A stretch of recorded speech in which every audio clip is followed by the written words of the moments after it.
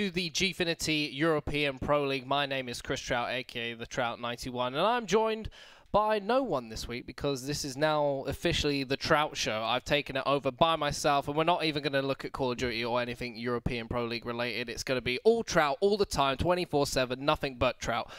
I'm kidding. My guest and my co-caster for this evening is actually stuck in traffic. Now, for those of you who don't live in London or haven't heard, there are some tube strikes going on over the next day or two, and unfortunately, that has caused a lot of traffic on the roads. I actually managed to get here on the overground. Apparently, overground isn't affected at all, but I'm pretty sure Inc. usually takes the underground to get here, and unfortunately, he is stuck in traffic at the moment, so hopefully he should be joining us later on. So I thought I would open the show myself because I love the attention, and I love talking to you guys, and that's that. So I'm stuck in the middle by myself at the moment, but he'll be here eventually. So we've got some more European Pro League action tonight. This is week 4, and this is going to be the round 5 fixtures. Let's take a look at those right now. We've got VWS versus Epsilon, Millennium versus Gamers 2, Team Vitality versus Overgaming Club, and the game we're watching tonight, HyperGames versus Infused. That's going to be an incredible couple of games. Now, I saw a lot of these teams in action myself over the weekend at a tournament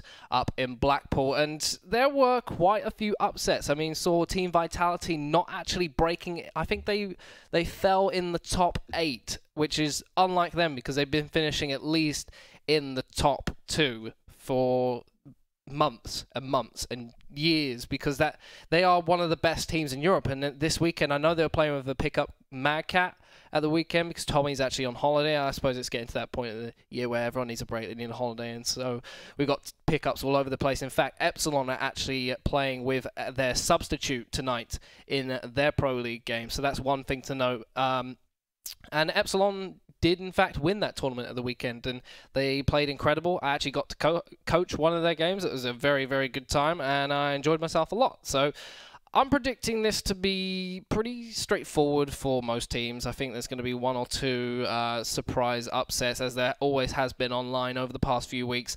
Infused, another team who didn't quite make the... I think they might have dropped before the top 8. I can't fully remember. And Millennium as well, who struggled at the weekend. And there's a lot of upcoming talent. I believe there's a couple of teams in the Championship League who are actually playing at this tournament. And they had an incredible time. Like, we saw an incredible array of talent. And I think there's some real teams that are going to contest people going into the future of Advanced Warfare. Although we're sort of reaching the final stages of the game's lifespan, it gives us good hope for what's around the corner and hopefully for Black Ops 3. Now, let's take a quick look at the format of how we're going to do things tonight. Obviously, it's that Super 6 series. The champion of this will get themselves £7,000. The runner-up getting £3,000. And tonight, obviously, we're going to be seeing the Super 6 between HyperGames and Infused. And Infused actually challenging for that top-tier placement. And HyperGames not quite getting the performances they thought they would get in this Pro League. And I think it's time to apologize to those at home who I might have confused in my previous cast, saying that there was going to be an end of LAN at the end of this season. That's not actually how it's going to be done. The Season 1 is going to go to the end. All of it's going to be played online from now on until the end. There's going to be a very, very quick turnaround at the end of the season, and then we're going to be starting up Season 2. And at the end of Season 2, there's going to be a big LAN week. Now, the Season 2 might seem a little bit shorter, but we're going to have, I believe, 2 super weeks where we're going to have 2 games played on 2 weeks, if that makes sense. So 1 night out of the Pro League, we're going to be having 2 games, and then we've obviously got the finishing LAN, which will have 2 games. So that is my apologies for that. Clearly, I should be paying attention in team meetings because completely goofed there. Let's take a look at the tables and the standings and see how it is going on. So we've got Vitality at the top of the table, equal with Epsilon.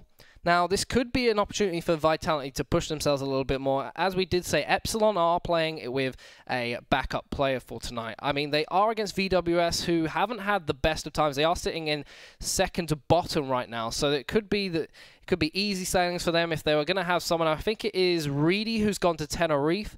So this could be an opportunity for Vitality to poise on that, get their 3 points, and maybe Epsilon struggle to get the full 3 points, but with the team that they've got, and I believe Gunshi is playing as the backup player, so when you've got an incredible talent like Gunshi, I don't think you're going to struggle too hard.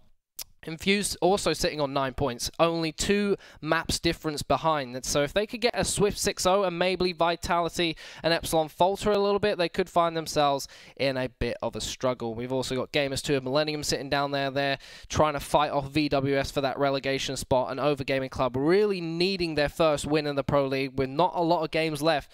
It's looking very, very difficult for them. Now, as each week goes by, I always do my predictions for who I think is going to win the games and I'll start off with VWS versus Epsilon. Now, I did expect Epsilon to go in with a 6-0 victory, a swift 6-0 victory. They look hands down the best team in Europe right now. I think Vitality, when they're all fully firing, they're definitely up there with Epsilon on their day. I mean, they 5-1'd Epsilon in the Pro League when we had the actual LAN here for the Season 1. It could be that Epsilon didn't have their best day, and now they've worked on some things, gone away, and now that's why they've won 2 tournaments on the bounce now, and they're going to extend it to a Pro League victory as well, hopefully. I think, even though they are playing with a substitute tonight, I think it's still going to be a swift victory for them against VWS. I don't think VWS are quite bringing the heat they had. Even though that team has some incredible players on it, I don't think they're quite as good as they should be. Maybe their teamwork's not working the same. Maybe their strats are a little bit lacking. It seems to be a bit of both at times. I saw them at the weekend as well. They weren't quite fully firing. There were teams that they were ultimately head and shoulders above, but they weren't struggling to beat those teams, but they weren't absolutely smashing them that you would expect these teams who are at the other end of the spectrum to be doing. So I'm thinking, with that pickup that Epsilon have got, I expect them maybe to drop a map, so I've predicted them a 5-1 victory. Make sure you guys let me know what your predictions for tonight's Pro League is going to be. You can send them with the hashtag EU Pro League. Tweet them at Gfinity. You can tweet them at myself as well, at the Trout91 if you want to do that, and I'll be checking those out through the show. Next game we've got up is Millennium versus G2. Now, G2, amazing COD Champs run, and since then it's been a little bit, how do I say it? A little bit lackluster from them. They haven't quite brought the heat that they showed. Maybe it was a one-trick pony. You know, they just had their day. And I suppose sometimes the magic of cup runs, everyone knows the magic of the FA Cup run, is that maybe Gamers 2 had this amazing tournament and then since then just haven't turned up. I mean, they weren't present at the weekend at this tournament. Millennium have also been struggling. I think it's because they did pick up Carnage for their team, and obviously he's not eligible to be playing in some of the other tournaments, being under the age of 18, and everything that we've got going on here is actually over. You have to be over 18. That could be why, and they've been using someone who they might not necessarily be wanting to play with, which has caused them to not quite be fully firing. I mean, Kataga, he's been backpacking that team from the majority of what I've seen of them, so I think they're possibly, it's kind of like 2 teams who are far, far better than they should be, not quite fully firing yet. And I think this week we're going to see both teams have a good contest at each other. It is online, so you're going to have to take the connection factor in. And I think that Millennium are probably going to walk away with the 3 points out of that one. I predicted them a 4-2 win. Next up, we got Vitality versus Overgaming Club. This one it should be quite straightforward. You should see a 6-0 victory. I mean, Vitality are an amazing team, and you should see that there shouldn't really be a problem in them beating Overgaming Club. But they did struggle before. They have struggled, I think it was it Gamers 2? No, or was it HyperGames? I can't fully remember. My memory, I'm called the Trout91 for a reason. I've got a 3-second memory like a fish, but I'm expecting Vitality to walk out with a win. But I think they might struggle. I think I've seen that the connections don't quite favor them online so much, which is why they haven't done exactly amazing, why they've dropped some points at certain intervals. So I've actually predicted, I've gone a little bit, I'd say ballsy. I've gone for the 4-2 win for Vitality this week. It probably could be a 5-1, it could be a 6-0, but, you know, my gut is feeling like it's a 4-2. It could be the Katsu curry ad from Yo Sushi about 10 minutes ago, but right now it's feeling like 4-2 Vitality.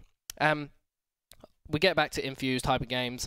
I'm predicting a 5-1 victory for Infused. I think Infused are very good online. There's no stopping them. They're playing excellent Call of Duty at the moment.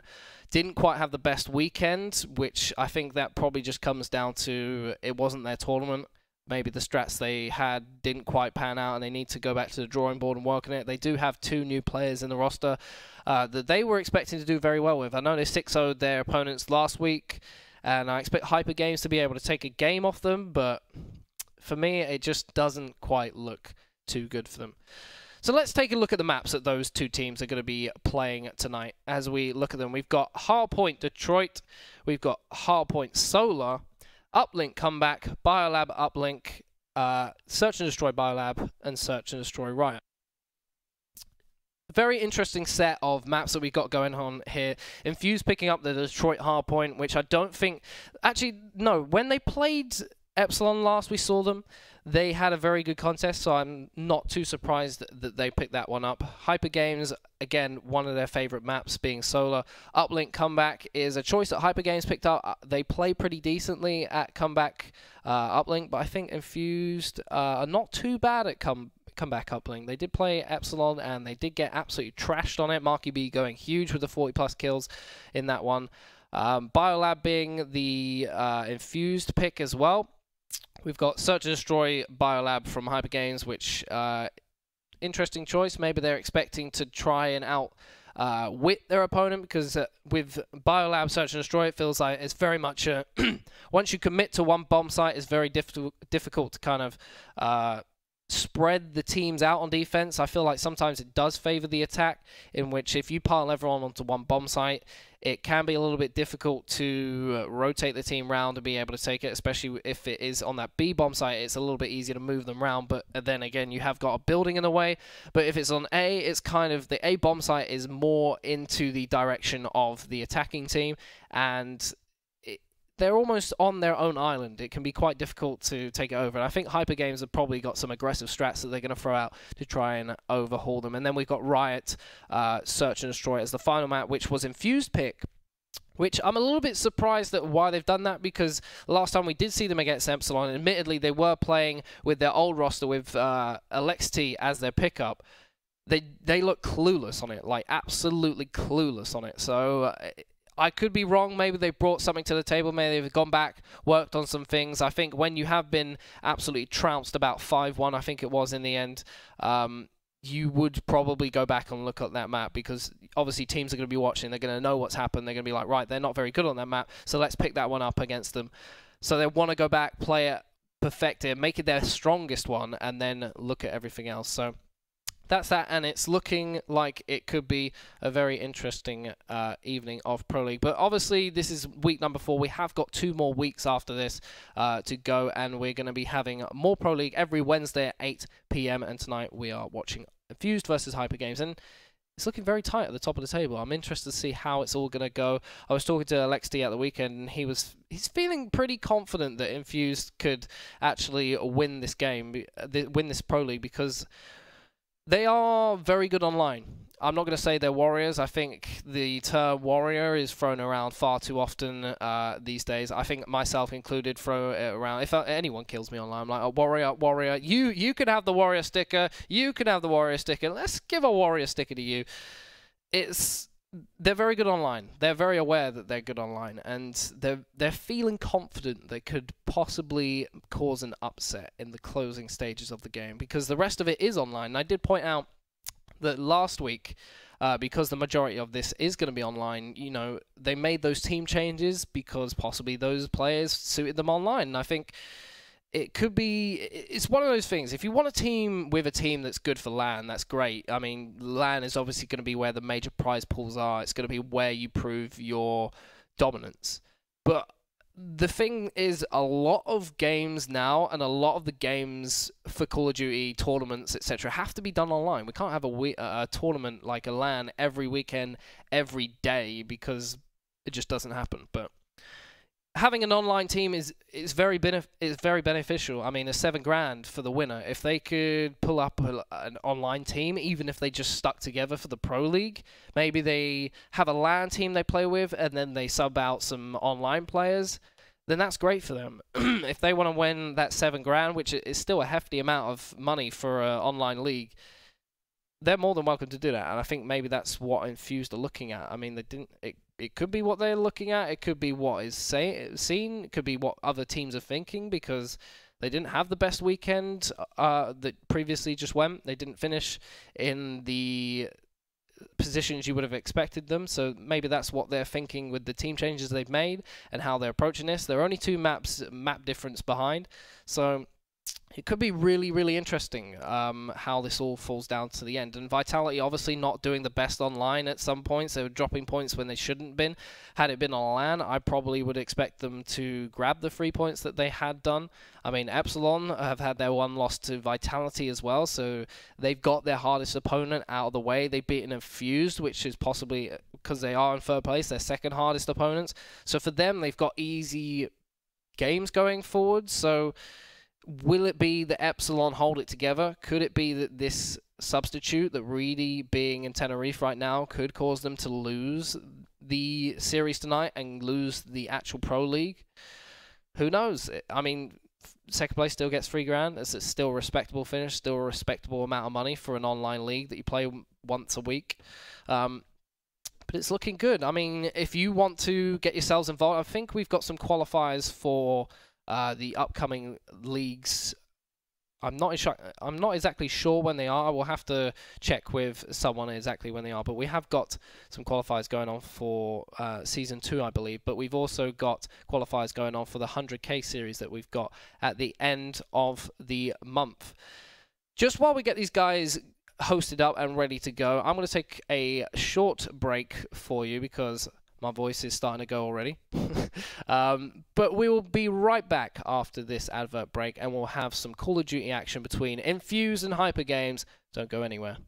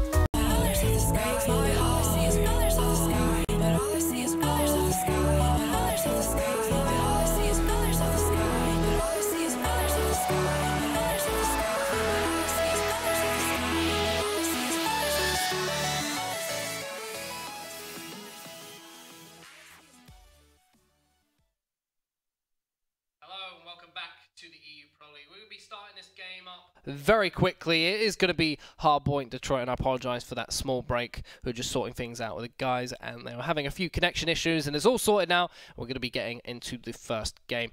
So Hardpoint Detroit, very, very good map for Hardpoint. It's a lot of close quarter action. The assault rifles don't tend to have as much of a play in it. There are 2 hardpoints I like to feel that have the more dominant say in this map, and that's usually the 2nd hardpoint when you're in green, if you've got an AR sitting at the back Atlas trailers, and if you've got one for the 3rd and 4th hardpoint. It's kind of in between the 2 because the spawns for those hardpoints is basically on back yellow. That's where you want to be holding it down with your AR, and that's where they're going to be dominating from. So I suppose it's more free hardpoints basically, but I suppose when you come to the 4th hardpoint, they haven't got the biggest say. They're basically just holding your spawns and watching the flank for you, whereas on the 3rd hardpoint, they're kind of watching from both directions because they could come mid-street, they could come from yellow street, and you've got to try and fend them off as best you possible and hold your teammates' spawns down for that bottom ramp. So you're going to see a lot of submachine guns come out here and a lot of submachine gun battles in very tight corridors. We've got school where there's close action, got green, garage, yellow. The Atlas box is not so small in terms of where the action happens because that is just a constant trade battle. You're trying to keep people off it as long as possible, and it's going to be an absolute cluster of action going on. But having said that, let's jump into the game very quickly and get ourselves into the action. We're going to be starting off on the Infused side with Infused Quicker. as they're going to spawn up. We're going to push forward. He's actually moving through garage and looking to see if he can cut anyone else out on the rotation. As he does match one player, does get that kill on Risk in there. He is going to fall, however, Melon backing him up as he's moving into the pit side. He's looking through the mid street and jumping onto Atlas. He wants to get those school spawns for his team so they can set themselves up nicely for that second hardpoint. It's a lot easier to have the spawns on that side, as it does help you for the second hardpoint as well as getting onto this one. Initially, it gives you good mid-street control. You can get your AR on school and lock anyone out, as Infused have taken a small but very importantly going off the start. Urban with a big kill streak there to get them off of that hardpoint as they're racking some more points up. Melon actually sitting in the middle of the street, wants to get some intel before he pushes forward. Does take out that man in school. He's going to hold down this school spawn point for his team. And there's going to be a battle on the Atlas box going on there. It is Maxi has held it down. He's going to get some scrap time for his team. Only 4 points difference as Melon pushes forward. That does mean HyperGames are going to start spawning on the yellow side. As Melon goes into the point, he does get taken down. It is Quicker that is left on the hardpoint by himself right now.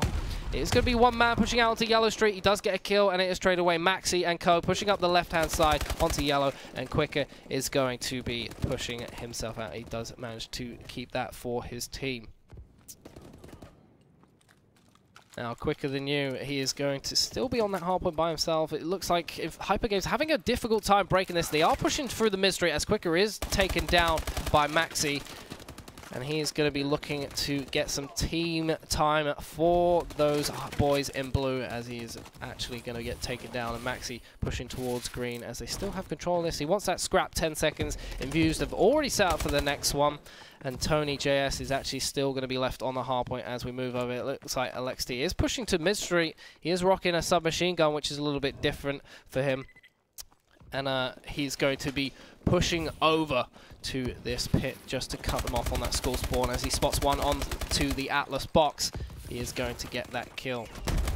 He pushes onto Ram, he gets one kill. He tags that one, gets the second one as well. Fantastic from Alexi there, as there is a man on the ramp. He gets the third, fantastic by him, almost gets the fourth, and he is just going to get taken down. And just speaking of being taken down, my man who was taken down the alleys of London just to get here, some next level. Have you seen that movie, what is it, Taxi, with Jackie Chan, where he drives like an absolute maniac through the streets of New York? And he gets people to the locations. No, it was the tuxedo. Taxi is the tuxedo, where he's a taxi driver, and then obviously he gets that cool tuxedo that makes him an absolute boss. But he's Jackie Chan, he's always a boss. But I'm joined by my lovely co-caster, Ink. How you doing? Not too bad. So I think you summarised it pretty perfectly there with the back alleys of London. I mean, that's the glories of the tube strike for you. So I do apologise for the lateness. I can assure you I've been screaming at my Uber driver saying, "Come on, hurry up!" But you know, I've already joined here and I've been watching since the start of this game, and it looks like it's been set up pretty nicely thus far. And as you can see, Tony JS is currently in the hill. He's already gone on a little bit of a 3 streak there. Oh, gets a punch there in and around window. And as you can see, he's just going to lock down this garage spawn area by the look of it. And he's not really going to be worried too much. But he's just going to pre-fire that yellow area. He's going to Semtex himself, though. Oh, almost kills himself there. That would have been a suey and a half. But he does take out his teammate as well. So that was a little bit sloppy there from Tony JS. But 89 to 65, you know, it's only the first set of rotations. And it looks like we can't see a clear winner, you know, after 4 hard points, which is quite strange, to be honest with you. Absolutely. Infused doing a good job of getting themselves a good 30 points of the lead. HyperGames just staying in it enough. And I can tell already from your enthusiastic first words, you're going to have an absolute stormer of a cast tonight. I think all that anger being locked up in that Uber has just like unleashed you now. You're going to have an absolute great cast with me tonight as we watch Infused versus HyperGames. This is map 1, of course, Detroit Hardpoint. It is Infused's pick for this one. And we're going to see Maxi does get taken out by Urban, pushing on that green flank there. But they still have control of this school hardpoint. Infused are pushing from that yellow spawn and the ramp right now. So they need to be very careful. They have managed to lock the score back up in HyperGames' favor right now. 100 points going to be initially put forward by HyperGames. Infused are going to try and take it back, as HyperGames do have that school spawn still in the back lockers, as Infused are still spawning in garages. Not too good for themselves. They are holding it down very well, I might add, though. even though they do have the worst of spawns at this point in time, as Urban is going to get taken out by Veziox right there. He does have 2 kills to his name in the hill. He does turn on that man and fire, but can't get any hit registration right there. They're still spawning at the back lockers, and he's going to move towards green and to blue and try and take this next Atlas box. Yeah, 100%. There's only 2 seconds in it as well as we head into the original, or the first hard point, I should say, in and around mid-Atlas. And, you know, it looks like thus far, you know, HyperGames are holding in thus far. I'm not sure who's host of this particular map. Is it HyperGames or is it Infused? So Infused, they should be looking to hold this hard point really fairly comfortably. I mean, my prediction for this series is 3-3 because I think map-wise is going to go back and forth. It looks like there's some severe lag there on the screen, but LXT is currently 27-17, so it looks like he's main slayer of the lobby thus far. Only 2 players on a 20 bomb, and that's risking on the team of HyperGames and obviously LXT on Infused. But it looks like there's some severe lag going in and around this lobby, and there's team kills flying in left and right. Quick has just been picked off in and around blue area, and Maxi breaks that hill control by Melon, and Urban's now going to be pushing in. And I haven't seen too much of Urban, to be honest with you, whilst I've been doing my research and all that kind of stuff. So I'm really looking forward to see how he fits into this Infused side, because obviously he only came in last week with that demolition of Millennium, I think it was. I think it was a hot 6-0. So it looks like this online team should be very, very strong. But as you can see, Urban is still on that 4 streak. He's going to be pushing into this green. Is he going to break it straight away? No, he didn't even need to break it because his teammate was already there. Melon's going to lock down this backdoor area, and Urban's going to turn back around. He's going to get challenged from side green and taken down there. But Infused, they look like they've built up a slightly comfortable lead here, and if they, you know, can break this hill from HyperGames, they should be, you know, fairly comfortable headed into that all-important garage hardpoint. Absolutely. They do need to focus on spawns a little bit better going through this set of rotations. They didn't do it towards the end of that yellow one, and they didn't do it in the school one, which meant that HyperGames could lock the scores back up. But going off of that, they have done a great job of extending the lead on that Atlas box. Looks like LXT, who is the host, I might add, did pull out that AR. He actually initially started with an ASM-1, which was not exactly the best choice for them. It made it very difficult for them to push up the mid-street and get hold of those spawns. But it looks like he is going on an absolute tear right now and really putting the team on his back with that 38 and 20 right now, trying to get them back into a comfortable lead. And he has done so with great fashion, as they are about 60-odd points in the lead right now. And it looks like HyperGames still not out of it yet. They are fighting back. We're risking getting 2 kills there. Veziox also putting a kill down. Quick is pushing onto this ramp side with his team, waiting for everyone to get in position before getting the pinch. Riskin's going to get the kill, though, and that's going to be 3 kills, 4 kills going in the favor of HyperGames right now, and they're starting to pull this one back as LXT and co are spawning out on that school. 100%. Well, I'm really interested to see how many kills LXT can actually drop. The highest we've seen on stream is 53, and that was last Wednesday when we watched Vitality's Tommy just go absolutely ham on retreat hardpoint. So we'll see if LXT can break that record set. I don't think he gets anything for, you know, finishing with the most kills in the EU Pro League, but I suppose it's more of just kind of the prestige of it, the kind of ego boost, so to speak. So 202 to 152, that's far 50 seconds in it, and obviously the garage hardpoint has just been finished off, or is being finished off by Infused, wrapping up that scrap time. Tony Jess pushing into this hardpoint now, and it looks like Melon's sweet spotted in there around this window area, and Tony Jess picks up the kill there. And as you can see, it looks like favorable spawns are going in favor of HyperGames, but it looks like it's just been broken by Melon, so the pressure is now going to be on. Can Infused wrap up this hardpoint? Because if they go big on this hardpoint, it's GG. It's done and dusted for map number 1. However, at the moment, HyperGames are still in this. There's 92 seconds left to play for. Deficit 53 seconds. So, 43 seconds even. So, it's more than possible for HyperGames. We've seen similar comebacks throughout the EU Pro League, but can HyperGames go big and, you know, take a map off of host? Because what a way to start off this series, and what a confidence booster that would be. Yeah, once again, it looks like Infused just panicking a little bit. They don't want those spawns, which is really hindering them right now, giving HyperGames that lead back into the game. Melon with a massive amount of kills there. He does get it. Alexi as well, picking up that ASM-1. 45 kills to his name. He's on for the 50 bomb right now. This good rotation from Tony JS right now. Not having the best of games, but he's doing a great job of keeping them in the game. But it looks like maybe time has just run out for them. They've got to pretty much hold this for the entire time. Yeah, I'm really interested to, you know, stick on board with Tony Jess. Is at the LAN event, well, the opening 2 games at the LAN event, he was the standout player for HyperGames. He was absolutely destroying everyone, just like he's doing right now, in fact. 2-piece on the hill, on the final hill, I should say. 34 seconds left, and I do believe that is already GG. There's no possible way that HyperGames can win this, but Tony Jess at LAN was an absolute animal. He was dropping everyone left, right, and center. He was dropping 45 kills per respawn. Even Uplink, I think he dropped around 42 kills at one stage, or, you know, long story short, he was the standout player, and obviously this is only the first map, but this is the first time we've seen HyperGames online. We've never seen them before, apart from in today's stream. And as you can see, Alexey's just dropped the 50 bomb. He's not going to break Tommy's record of 53, but, you know, I'd probably take a 50 bomb in respawn every day of the week, because I seem to struggle to drop 20, to be fair, but, you know, that's GG. Infused, starting off this series well, no upset to see right here, just yet. So, yeah, it looks like that we're on for a good series here, because that was still a relatively close hardpoint up into the final hill there. Yeah, it looked like it was potentially going to go into HyperGames' favor. I think Infused looked like they were panicking a little bit on that second rotation.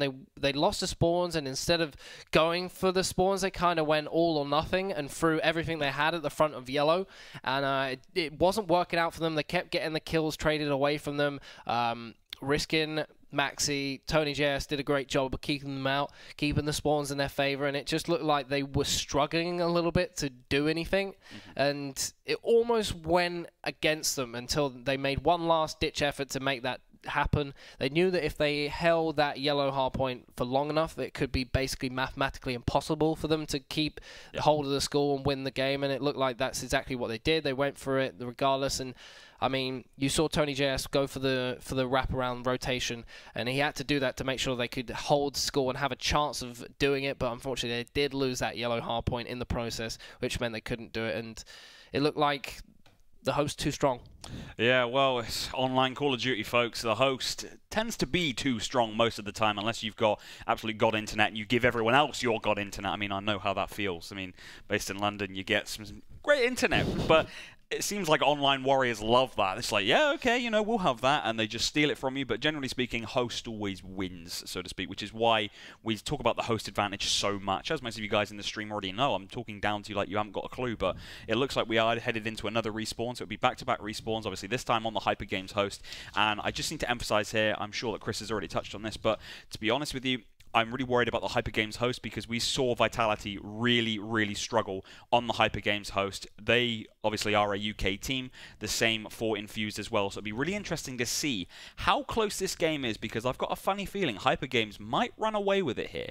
And if that's the case, you have to say, well, you know, is this destined for 3-3? Which is why I put 3-3 down, because I think if HyperGames win this map comfortably, after what we've just seen there, where it was fairly close, you know, and they're fairly closely matched, but Infused did have the slight advantage. If we now switch host and HyperGames just dominate, you just think, well, how are Infused going to be able to take a map off of HyperGames on this foreign host? And, you know, that's a bit of a concern for me. But if Infused break this host, I guess, then they should be set up to win this series fairly comfortably, because then HyperGames would have it all to do. Then they would have to break a hill off host, and for HyperGames, Infused is a foreign host. So it'll be really interesting to see how this game pans out, and I think this is the crucial game of the series, to be honest with you. Absolutely. I mean, it is going to be hardpoint solo going up right now, and I think, in fact, let's take a look at those maps.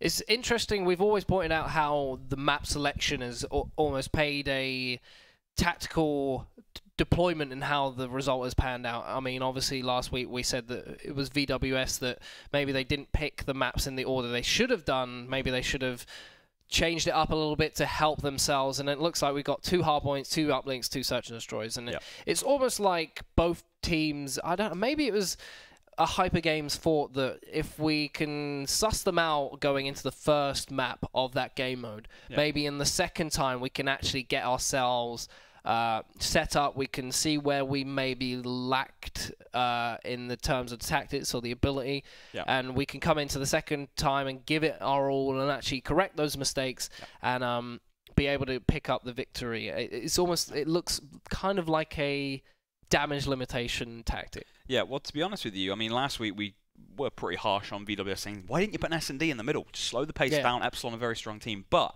this is 3rd against 4th, if I'm not mistaken. Both of these teams are very, very confident that they will walk away victorious. So in a way, if you're the team to put the S&D in, it's kind of like you're saying, right, we're not overly confident here. It's kind of like one team showing their cards, so to speak. If one of them chooses S&D, then they think, oh, you know, well, are we confident that we're going to get, are we thinking we're going to get battered on respawn? Do we need an S&D?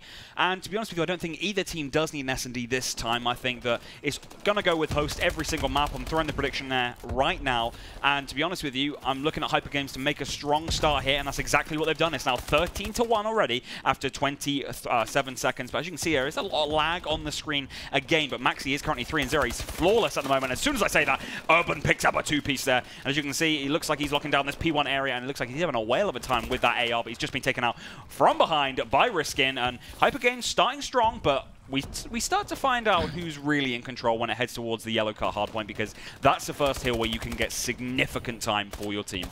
Yep, it's worth pointing out, once again, this is the HyperGames host, so it could be that cross from England to France, the host not particularly having the nicest of time in communicating, so you might see a little bit more lag on the screen than you usually done, but it looks like the players are having a fine time of playing, so it just seems to be our internet having a small issue or two. So I do apologize for that. It's not making for the best viewing experience, but we'll try and see if we can do something to help it out. But props to you if you're putting up with it, basically, because it can be a little bit difficult to watch, as unfortunately we're seeing it again. But Urban in a nice sneaky spot there. I don't think too many people expect that. They did have the whole area locked down, so they could get themselves in these sneaky little areas. He did a great job of making sure and out-predicting them to come through the pipes. And we're closing in on the end of this second hard point, as HyperGames still challenging for that scrap time right now. They're not exactly out of it.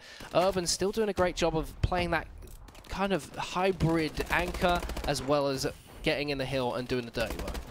Yeah, 100%. Well, you know, I was just on board with Urban, as was everyone on the stream, obviously, and he was just playing that anchor role to absolute perfection. He was holding those better spawns down for that Infused side with complete ease. However, I think he probably should have made a little bit of a move a tiny bit sooner, in my view. However, you know, it looks like Melon's going to break the hill now, so it looks like there's not a lot of harm done. But as soon as I say that, Veziok goes big and takes down Melon. But it looks like LXT's going to be pushing into the hill. He's just dropped 50 kills on his own host. Let's see how he's going to do off of host. Veziok is currently on top of this mid-room area in and around Garage, and as you can see, Maxi is also locking down this backdoor area. Quick is going to be pushing it right now. Maxi, we're going to swap on board with him, and Melon's just taking him out. Easy kill there, and Infused have now got the hill control, or have they? Tony Jess just been taken out there by Quicker, and Urban offering support as well. He's 11-6, that's why should pick up a kill in the backdoor area, but oh no, he gets taken down here. So it's 51-61 thus far. Infused in the last hardpoint went so big. I think they got about 30 seconds out of a possible 60, which for the second hardpoint is not too bad, and they did build up a slightly commanding lead, but it looks like HyperGames in Garage, they've gone big, but now the crucial rotation of Solar. Quick is going to be double stunning in and around glass area, pushing through P1, and you know, he is currently 9-12, so he needs to drop a few more kills. He started off relatively slowly by his very high standards, and it looks like we've got a tiny bit of lag there. It looks like he's just one-bulleted someone there, but as you can see, Infused break the hill instantly, so poor there from HyperGames. They probably should have set up slightly better, in my view, because now HyperGames, you know, they can get back into this game again. Yeah, absolutely, and we are on board with Riskin right now. He is in that P1 area. He's actually going to get taken out by Quicker. Veziok still on the hill as the Infused lineup pushing on that map side. He's going to die. Maxi as well going to be doing something he can. Oh, Melon's going to do a great job of taking him out, and there was a fantastic nade over to Vans. That anticipation and the experience of someone like that to expect someone to be behind that van was fantastic from the Infused guys. As Urban's just trying to stay alive right now with that AR, lying on the floor. Not many people are going to expect him to be there. He is in a gun battle with one person, gets one assist, and does his job on making sure they can't get hold of that hill. As Melon's just struggling to get this man, it is going to be Tony JS who picks him up. LXT as well on that hill. Looks like we're seeing, what was it, 3 barrels there on that hill? It looked like there were quite a lot of ARs. Yeah, to be honest, I don't mind that strategy for this particular hill, though, is obviously you're going to be get pushed through 2 primary areas, and including P1, or not including P1. So P1, you can lock it down with a sub or an AR, and then glass and maps. To be honest with you, you do want an AR, because they are going to be distance gun battles. So I don't mind that strategy, but it'll be interesting to see if they change it up, or both teams change it up for this final hardpoint, because obviously this hardpoint for me is all about the spawns, because if you get an opposition spawning in and around Garage, you are set. You're nice and happy, and as long as they don't break it and flip it so they've got rail spawn, then obviously, to be honest with you, you're fairly comfortable, and it means you can get some serious hill time. But it looks like Melon has just picked up an easy kill there, but as you can see, it looks like HyperGames do have the beneficial spawns here. But LXT, is he going to try and break it? No, he's not. He's just going to run straight towards the hill, pick up a kill there, and as you can see, there's only 5 seconds left. So to be honest with you, I don't think there's any damage done there, and we're back to the original hardpoint, and we're no clearer as to which team is going to walk away victorious. Although Infused, 27-second lead off host. To be honest with you, they're probably pretty happy at this stage. Yeah, on that last hill, I think it's fair to say that personally, when it comes to breaking the hill, I prefer to break it from the ring side. I think it's more because you've got a lot more head glitches you can actually get behind to be able to shoot someone if they're trying to take you out. And it's one of those hard points where the spawn points are relatively close by, so it's not exactly a big deal where you hold those spawns from. And then you're moving on to this middle hard point where it's not exactly a big deal where you're spawning from unless you're particularly picky. It's not the end of the world if you don't get a preferable spawn for it, because it is right in the middle of the map and the spawns are pretty even throughout. So it did end up being quite an even battle once they were going at quite two fairly even hard points at the moment. And LXT is actually opted to bring out this HBR right now. We have seen people use it in previous games. It is quite a warrior gun. I'm not going to lie. I'm not a fan of the HBR whatsoever for competitive. Really? I'm a fan of the AK-12. I think I'm the only person who likes the AK-12, but for me it just melts people. To be honest with you, I think the barrel does the job regardless. So the HBR, I mean, yeah, it's quite a powerful gun, but the fire rate is slightly slower, so it means you've just got you haven't really got as much time in competitive, so because of the slower fire rate, I feel that it does give you a slight disadvantage compared to the barrel, because the barrel is an absolute machine. It just... I can't even get the words out. It just melts through bullets.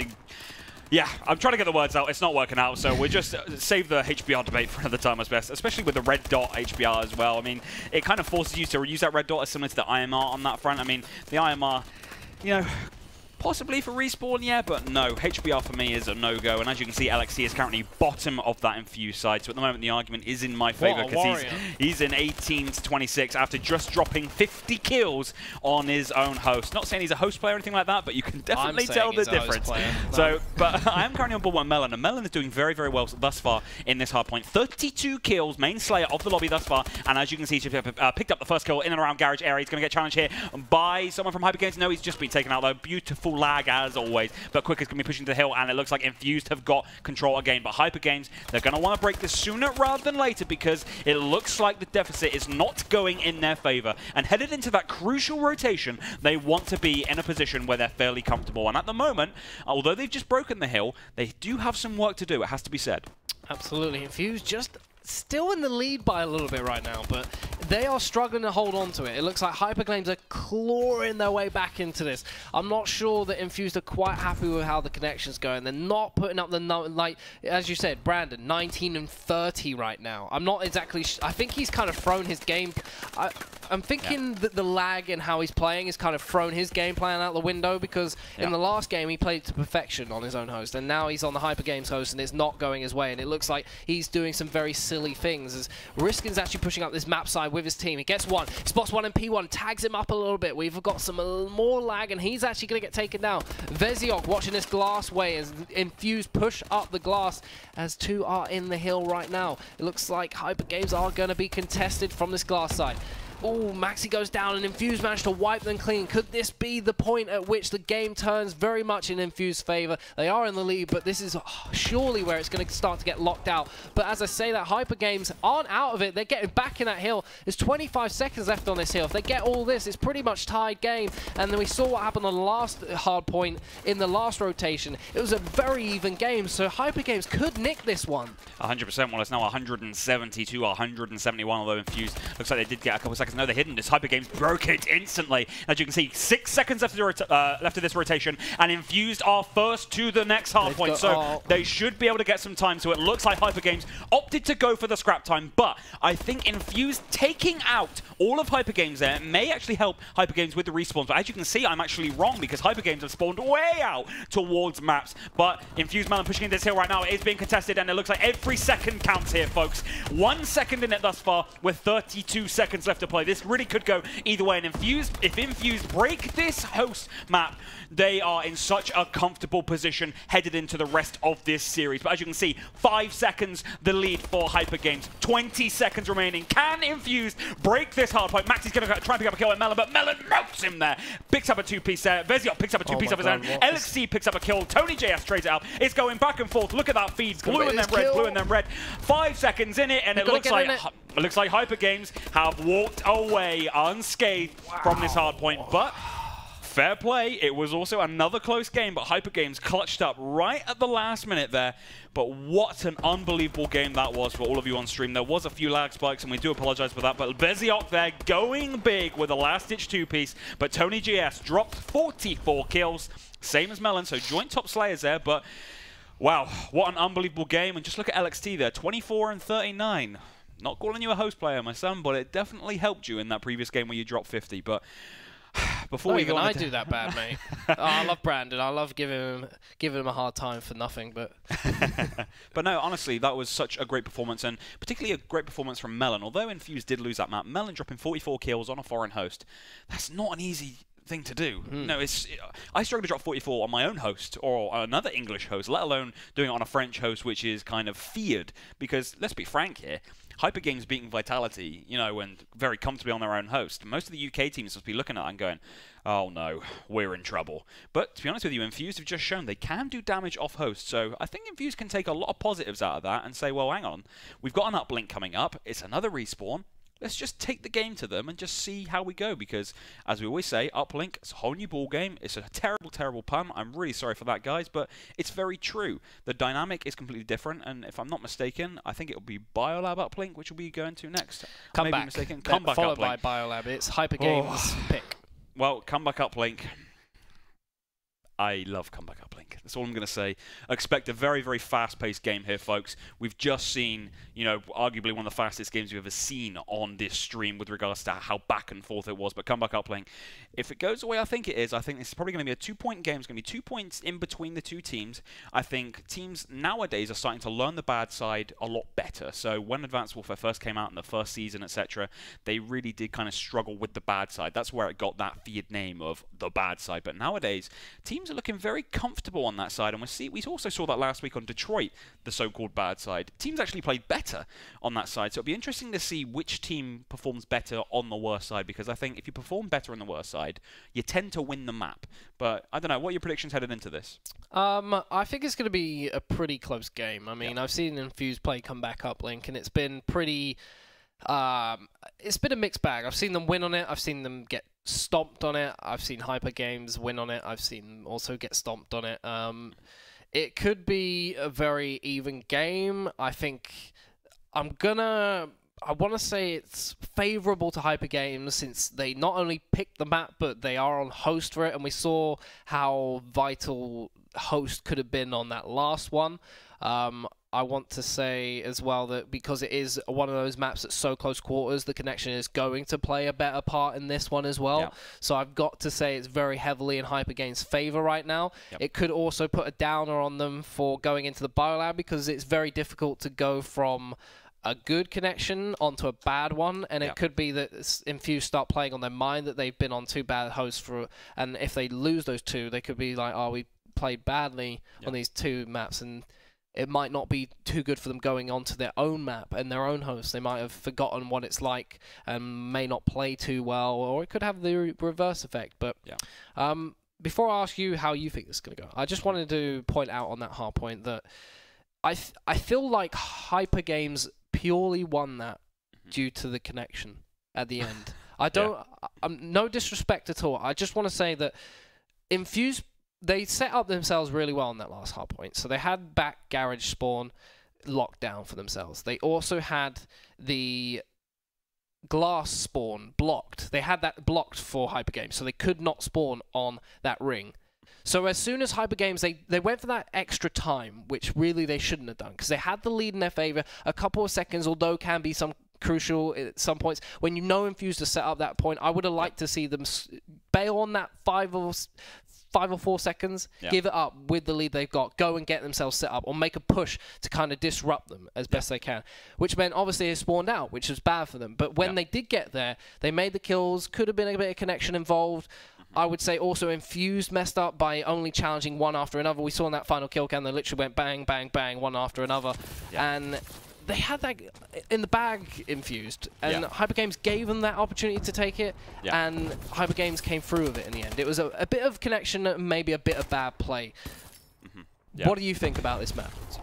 Well, it's already 2-0 in favour of HyperGames, so that's a great start on comeback uplink. Oh, what a kill that was from Veziok as well. If this is what I'm saying, this is supposedly the bad side. Wow. Veziok is absolutely ruining Infused right now. It's going to be 4-0 after 30 seconds, or 28 seconds in fact. Veziok, you can't stop him at the moment. He's going to pick up another kill. He is single-handedly spawn trapping. Don't do it to them. Don't do it to them. It's not nice. This should be illegal, to be honest with you. This is an absolute battering. This is a Call of Duty assault right now. 6-0 after 45 seconds, folks. When do you see this in the pro scene? 6-0 on bad side. Comeback uplink. Maxi's going to throw that drone out nice and easily. Infused have had an absolute howler of a start hit. And Veziok, he's 7-1. He's having an absolute dream start. So, based on that, would you say Infused are probably going to win this? Is that your prediction?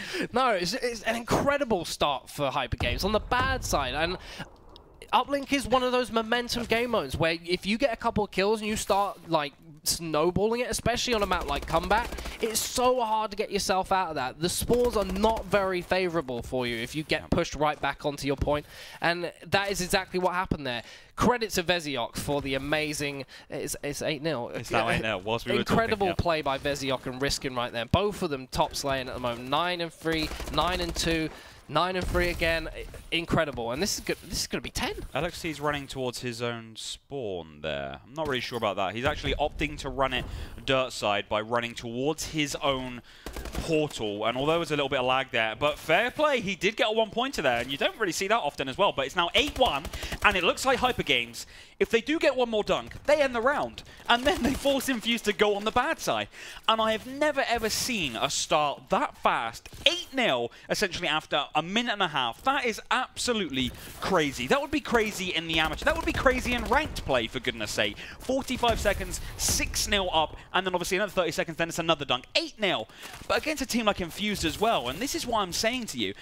It's going to go with host every map in my view. I think this has got 3-3 written all over it. However, Infused, if they carry on getting battered on this map, they're going to lose so much confidence headed into the next map on their own host, because that will also be an uplink. It's now been another point whilst we were talking. It's now 9-2 after 2.5 minutes of play on the bad side for HyperGames. However, 4 down for HyperGames. Can Urban hit back? Because Infused, let's be blunt here, he needs to get a dunk ASAP. It's 9-2. Is it going to be 9-4? It is. So Infused, they're still in this, but what an appalling start. Yeah, that's not looking too good. There's about 3 down there for Infused right now. HyperGames playing this map to perfection. They know exactly what's on their side, and that's a nice bit of host advantage for them. And they're taking it to the cleaners right now, playing it to its maximum. They have decided to reset that ball. Weren't particularly happy with that movement, as they wanted to try and make sure things go in their favor, but Infused doing a great job of slaying it. It looks like LXT's on that top blue. Tony JS takes him out. Riskin as well gets a kill, traded back. There's one in glass. Can he make this kill? No. Urban stands tall and manages to take Riskin out. Veziok pushing through the middle. It looks like Infused are going to go for the... Oh, they are going to go for the 2-pointer, I believe. No, in fact, that's HyperGames who do, in fact, have the ball. They're going for the wraparound right now. Tony JS looking for the slay.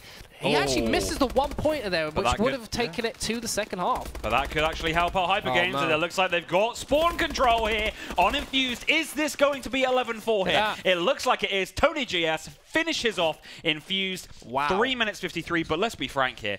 That could have been a lot worse for Infused. So headed into the second round, they're probably thinking, well, although we're pretty upset at this stage, we could have actually lost that 10-0 after 2 minutes. I think I just want to say that HyperGames are playing what I've now just invented as the strategical cheese.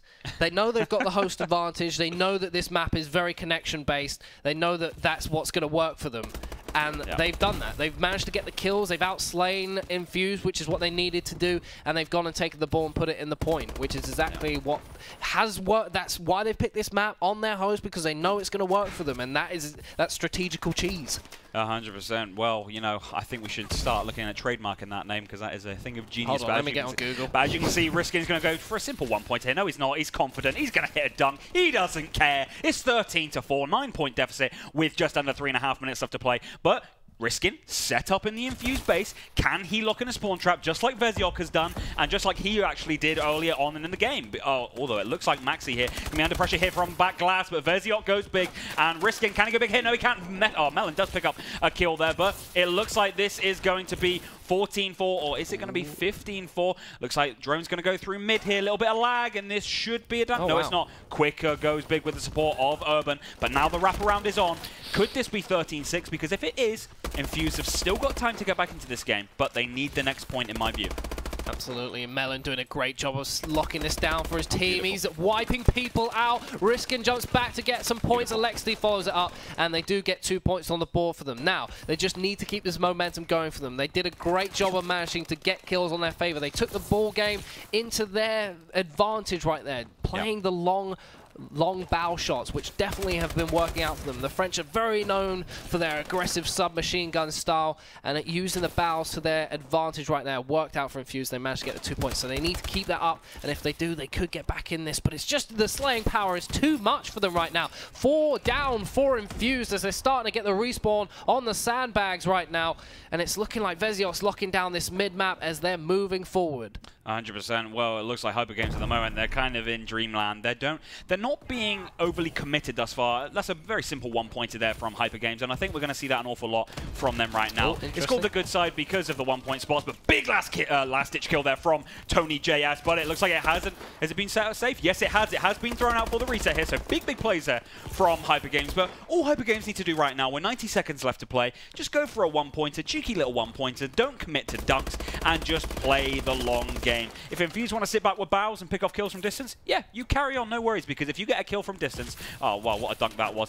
Well played by 16-6, ignore what I've just said, because Veziok was like, oh, screw that, I'm pushing in right now, I'm confident, but this was the risk. 4 down from HyperGames, and now it looks like it's going to be 16-8. However, 16-8 with 60 seconds left to play, this would be the biggest choke on any uplink or any Call of Duty I've ever seen, I think, at this stage, because they're going to require 4 dunks in 60 seconds, including the reset time, etc. The reset time as well. Yeah, it's not going to happen. You knew it was getting a little bit desperate for Infused when Urban was just trying to play the reset and run it as fast as he could to get those 2 pointers on the board, and it just wasn't working out. I mean, Infused not in a position to get that ball reset, and all HyperGames are going to do now is try and grab it, take it to glass, and get the reset if they possibly can. Look, that's exactly what they're going to do. They've got the spawns for it, and Infused are nowhere to be found. And it's going to be a GG going in the face of HyperGames. I mean, I could still potentially get the score going in Infused favor, correct? But as far as, I mean, not the score, the result, but as far as the score goes, my prediction is out the window, and this is going to be the first time I got an Infused score wrong, I think. I remember you saying that last week, actually, but, you know, one thing I just want to ask very briefly is slightly off of topic. I mean, last week we saw Infused, or we didn't see it on stream, but obviously we saw the result of it. It was 6-0 in favor of Infused against Millennium, a French side in Millennium, arguably the best French side. And now we're seeing Infused on a different French host. It's like, honestly, it's crazy, because Infused are really struggling. I mean, this isn't close at the moment. This is almost embarrassing for Infused. But this is what Vitality was saying after they lost to HyperGames on host. They were saying, look, that host was just not very tasty, to be honest with you. I mean, all online Call of Duty, you know, you kind of expect host is going to play a factor in it. But Tommy especially said on Twitter, he said, look, that host, just no, please, never let me play on that again. And now you're starting to see why, folks, because Infused right now, I mean, although the hard point was very close, you know, I think the host did come into effect quite a lot there. I think Tony JS dropped 44 kills after off of host dropping, I think he dropped around 22, something like that. Maybe mistaken on that. But generally speaking, HyperGames on their own host, they're machines. They are literally machines. And to be honest with you, now they're in a position where they just need one more map to guarantee themselves 1 point, which means the pressure well and truly is on Infused right now, because if they lose this next map, they're only going to get a point out of this. And obviously both teams, they're looking to push for that 3rd spot. Infused were the favourites to finish in top 3, 100%, all the analysts agreed. But HyperGames here, if they beat Infused, they put themselves as favourites for not only top 3, but they could even push the top 2, depending on other results. Because should we have a look at the table? Yeah, so you could have a little bit of a better look. Let's see if we can get that table up for you, see how it has worked out up until just before the start of this week's Pro League. Yeah, 100%. Well, as you can see, HyperGames on 7 points, Infused on 9 points. So Infused right now, I'm guessing, would take a point. Because if they take a point, they don't have to play HyperGames again. Epsilon have already played HyperGames. Vitality have already played HyperGames. So essentially, there's no way that HyperGames can leapfrog them unless Infused have a big slip-up. With that in mind, though, if HyperGames win this, they obviously go above Infused. And, you know, they'll be on 10 points, Infused will be on 9 points. It won't, you know, be all end all, so to speak, but the pressure would then be on Infused because, let's frank, expectations demand Infused to finish top 3. You know, the recent LAN results this weekend didn't go in their favor. This fixture so far, off host, granted, isn't going in their favor. So you have to say, last week we sat here and said, was it right to make those roster changes? You know, LXT, great player. Urban, great player. However, changing your team mid-league, it was a risk, and last they've week all said it's for the better. They're adamant that the team changes they've done are better, and it's if they do drop points here this week, I can only see it becoming a 2-horse race between Vitality and Epsilon. Yeah, 100%. But saying that, ever since Vitality did lose, I mean, I keep bringing it up because it was such a shock. You know, it just goes to show that any team can beat any team. I mean, we haven't got any scores going on currently, but I do believe it's Vitality up against Overgaming. Overgaming are, I might be wrong on that, I think it's Vitality against one of the foreign teams. I'll have to get that checked. The teams are HyperGames versus Infused. Yep. We've got VWS versus Epsilon, Millennium versus Gamers 2, and Yep. Vitality versus Overgaming. Yep. So my memory is spot on. So Vitality versus Overgaming there. The Overgaming host is a little bit feared as well. I'm not really sure why, because I think they've lost every series thus far of the online stage of this tournament. But saying that, you know, if Overgaming can take a couple maps off there, map difference comes into play.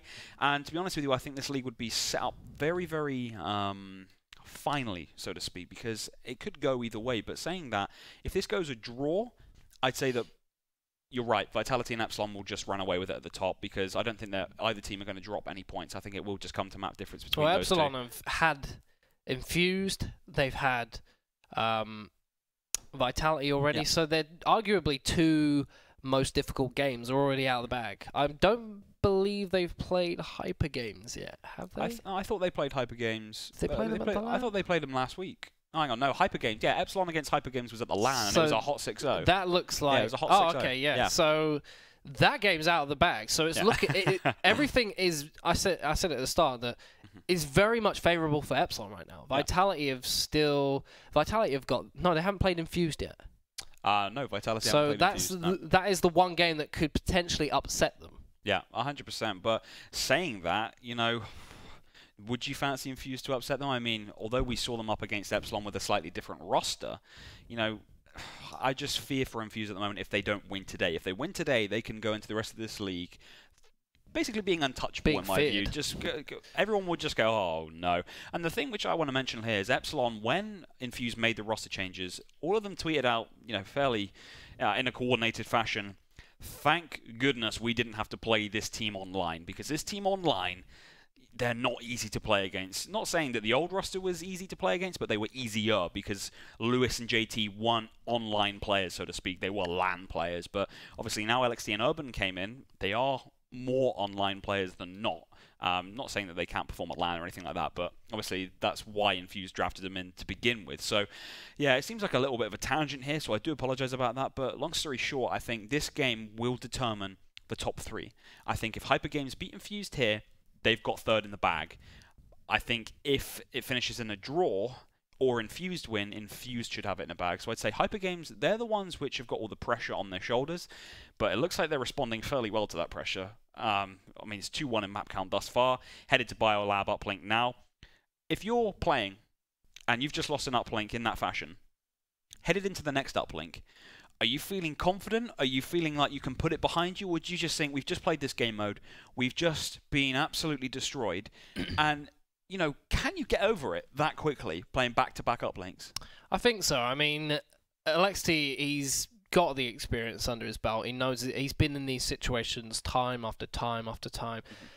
Players like Quicker might not have experienced it before, so they could be a little bit shaken down by the concept of what's going on. I think for them, it takes someone who just says, right, guys, we know it's a bad host. I think them themselves, by the play style they had in that last game, they knew that this host is just not agreeing with us. It's just, it has become almost a lottery of whether we're going to win a gunfight or not. So we need to kind of move forward and just forget about it. This next game's on our host. Then we've got Search and Destroy, where the connection is a little bit less a factor in Search and Destroy. It's just about how the tactics, it's more about how the tactics go forward, especially in a game like Advanced Warfare. Might not have been the case in a previous Call of Duty, but it is for this. So it is 2-1 to HyperGames going into this 4th map, Uplink Biolab, which is Infused choice and Infused host. Let's see exactly how these two teams are going to go to war. Yeah, well, it looks like it's 4 down from Infused already, as HyperGames looks like they're building off that momentum that they had in the comeback. And are we going to see another sloppy start from Infused? Are they going to be out at a deficit after 25 seconds of Biolab Uplink? Bearing in mind, HyperGames are on the worst side. It's going to be 2-0 already. HyperGames, at the moment, are on such good form on Uplink. I don't know if they've been practicing this particular game mode. I don't know what their approach has been headed into this Infused matchup. Maybe they've been looking at the Infused strategies. I mean, I don't know how well you can do that on Uplink in particular, because it is a respawn, but whatever they're doing right now, they have got Infused numbers, and Infused, they don't have an answer. And that really does concern me, because this is the Infused host, as we've just said. And it looks like Urban has now picked up the drone. It looks like LXT is going to try and offer some cover in and around this blue area. Picks up the kill there on Veziok, but Urban, it looks like he's in no man's land at the moment. Oh no, he's just dropped the ball in and around ring area, but LXT's just switched the sub. No, he's going to switch back to the bow. He's going to try and lock in a bit of a spawn trap, but at the moment, Infused looks like they're going to try and hit back, which is what you expect from them, but HyperGames, they've now got the option for a wraparound, but it looks like they've gone for the reset. I think it's fair to say that maybe Infused are a little bit rusty on their practice. Maybe they're a bit tired. I mean, they were in Blackpool over the weekend. They did have that massive LAN. Monday, they would have probably spent being tired, traveling home. Probably didn't play on the Monday. Tuesday, the online tournament that we hosted was a Search and Destroy, which I believe they played in. I'm not sure how they did, but that's not exactly a respawn game mode, which obviously we're playing right now. So it could be they're a little bit out of practice. I mean, it's fair. And HyperGames weren't anywhere this weekend. They were at home, so they could have been resting up, could have been practicing this stuff, which could be what the results of what we're seeing right now. It could be that Infused just are not adjusted to playing online again. I mean, I actually played at this LAN myself at the weekend.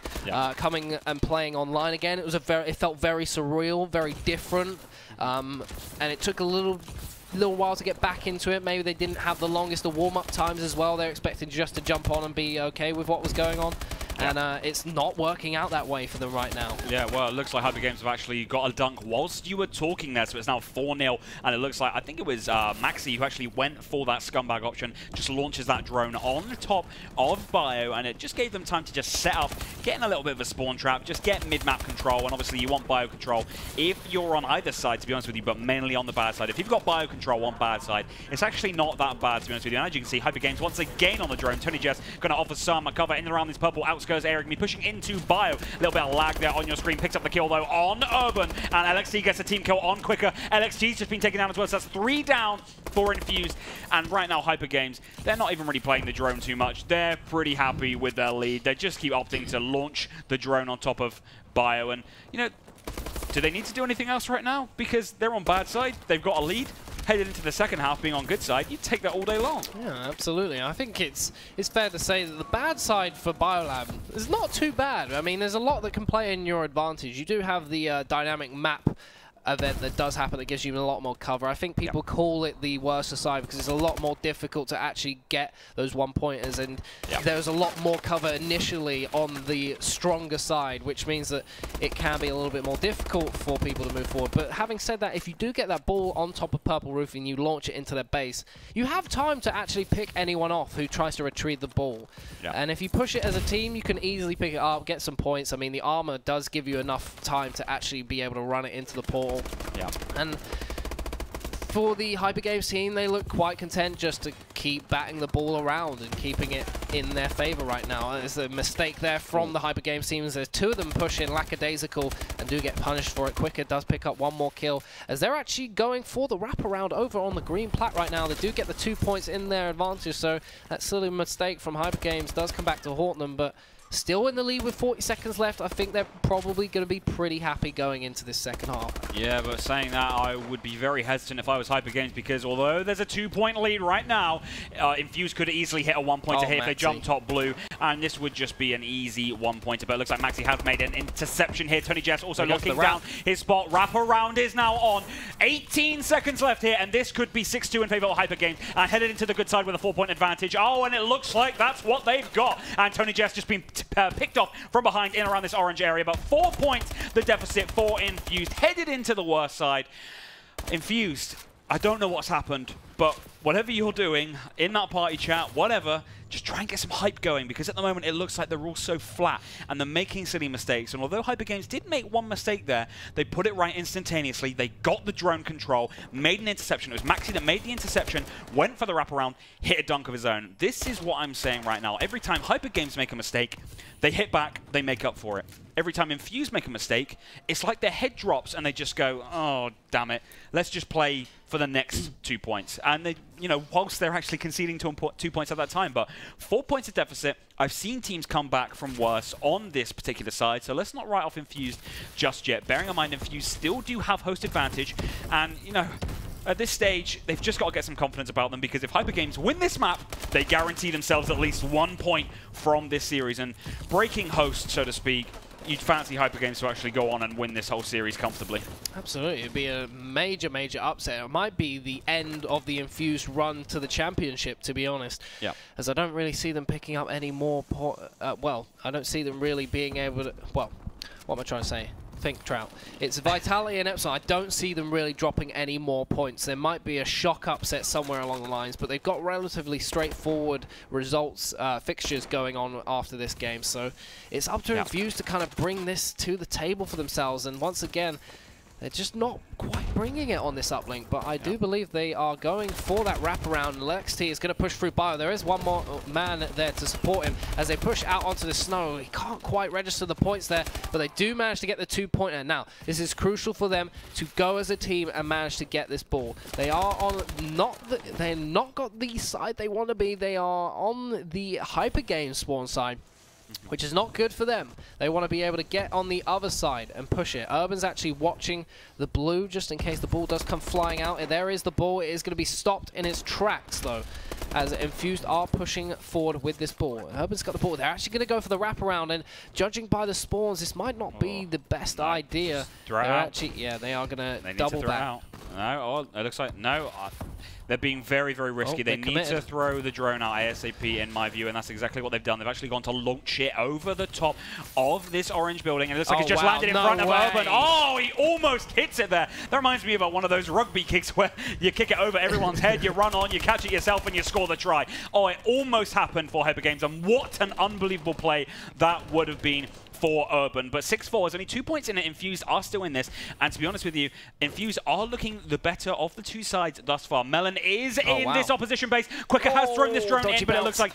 Oh, yeah, it did have a dodgy bounce. Just like a rugby ball. Yeah, exactly. Riskin has just been taken out, though, by Urban. Urban picks up a 2-piece. Urban is now in a position where he can get this dunk. LXT going to offer some cover on Maxi, I think this is, and it should be 6-6 here with 2.5 minutes left to play. Is it going to be 6-6? No, it hasn't. It's just been taken out by Tony JS underneath the portal. You should have seen that in the top left of your screen, and it looks like the drone has now been reset. Infused missed an opportunity there, and HyperGames get away with it by the skin of their teeth. Absolutely. It was actually really, not only was it a fantastic throw onto that roof by Infused, but the fact that it set them up so well for the respawn. It gave them all the biolab control, gave them all the respawn control, and unfortunately, I'm not really sure what happened there for Infused, but they just completely lost the reset, and HyperGames ran in, picked up the ball, and made the 1-pointer, and it looks like right now, they might just be relaying those 1-pointers. They're content with what's going on here. There it goes again.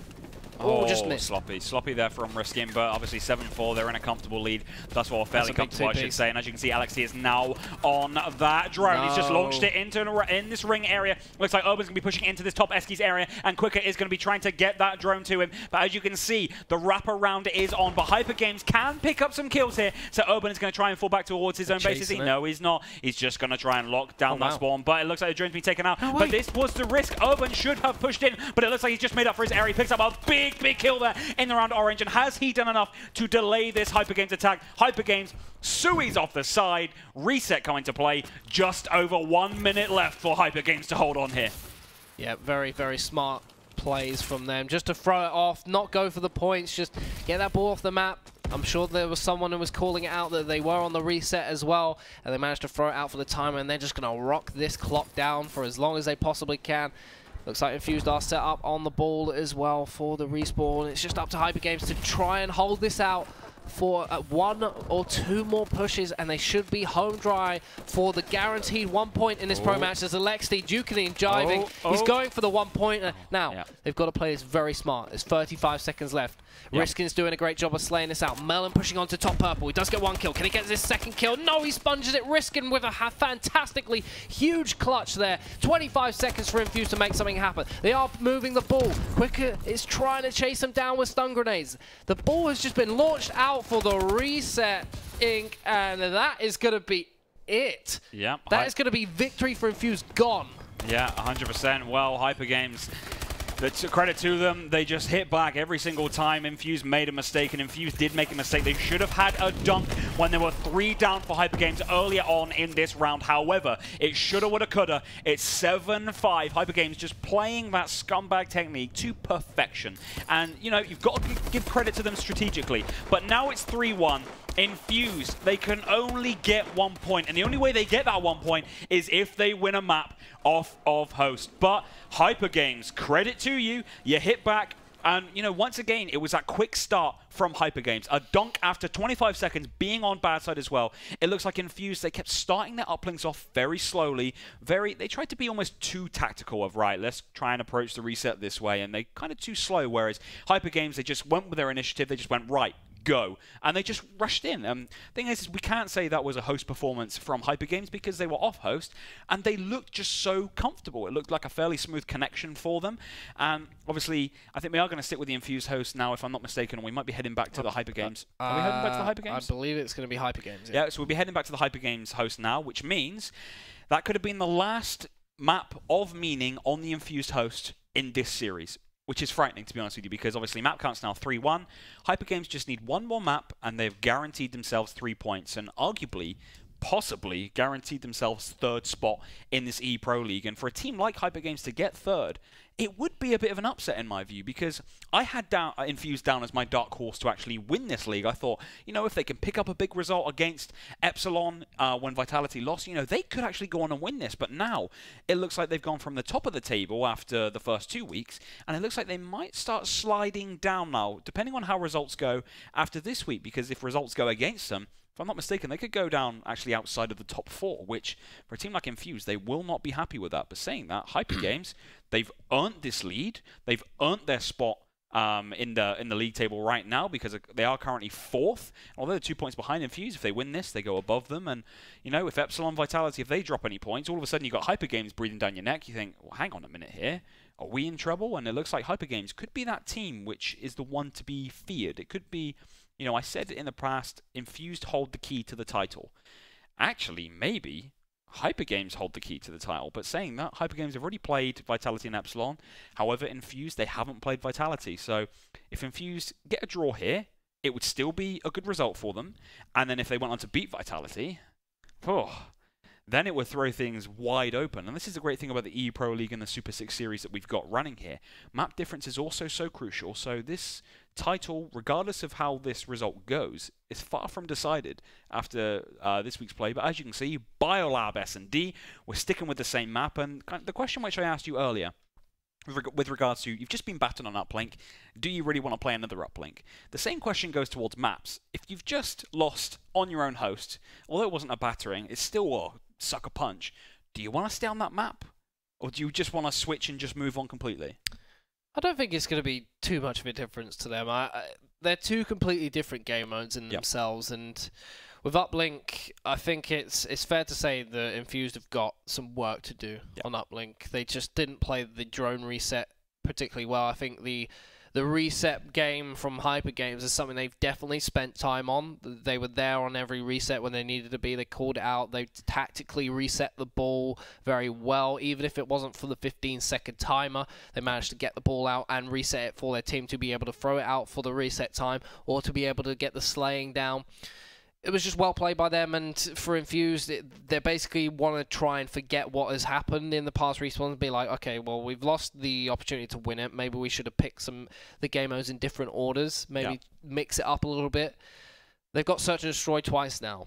I'll be honest, from what I've seen from them in Search and Destroy, I can't say I'm a big fan. I know they've got some good Search and Destroy players, but as a team, after what I saw last time, I can't say I'm too confident. However, I'm hoping that they've picked Riot as their Search and Destroy because they've now gone back and worked on it, and now they've actually got some good strategies for Riot and how to play it. But I know that HyperGames are a good Search and Destroy team. I know the French are renowned for their Search and Destroy play, and it's going to be an interesting one. I can't quite call it. I have to side with HyperGames purely because they are in the advantage right now. I think Infused are probably dropping their heads right now, and it is on a HyperGames host. So I can only see this going as to HyperGames. I can't disagree with you there whatsoever, to be honest with you, because, you know, HyperGames at the moment, after losing the first map, their heads could have dropped. You know, obviously, if they did drop, you'd say, well, what are you doing? You know, you just lost a hard point off host. It's not the end of the world. But credit to them. They clutched up in the next hard point. And as I said, that was the crucial map of this series. Regardless of what happens after, that was the crucial map. Because if HyperGames would have lost that, they'd have been 2-0 down. They would have had a host break, as I call it. And they would have been in a world of trouble. However, saying that, they won. They then won the next map. So back-to-back maps on their own host. But then winning a map off of host and guaranteeing themselves 1 point, Infused are now going to be in a position where they're going to need to ask themselves some questions. And all I'm going to say is, if Infused are listening, you've just got to think of it like this.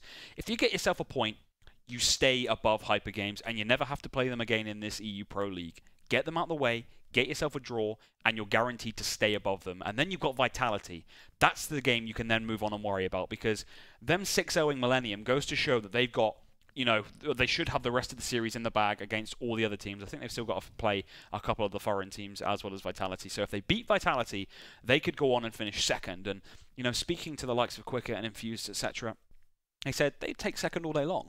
You know, there's a big difference with regards to the prize pool here. I don't know if we can load up the prize pool on screen, but, you know, it would be a significant difference for an organization like Team Infused, you know, to finish second and actually, let's see how much exactly they get. They'd get £3,000 for that second spot, and the third spot, £1,000. So you get triple the amount of finishing second. So Infused would take that all day long. So if they can just hold on for this 1 point, you know, they will have to win this map off of host, but as you said earlier on, it's a Search and Destroy.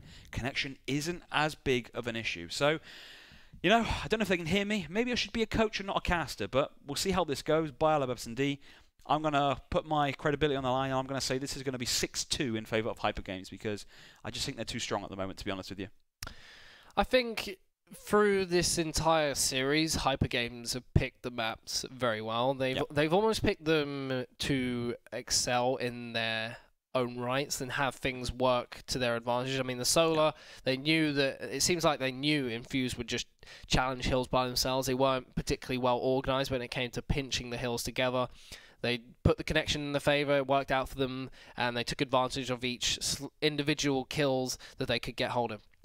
The comeback uplink, obviously they knew the connection is going to be very heavily in their favor.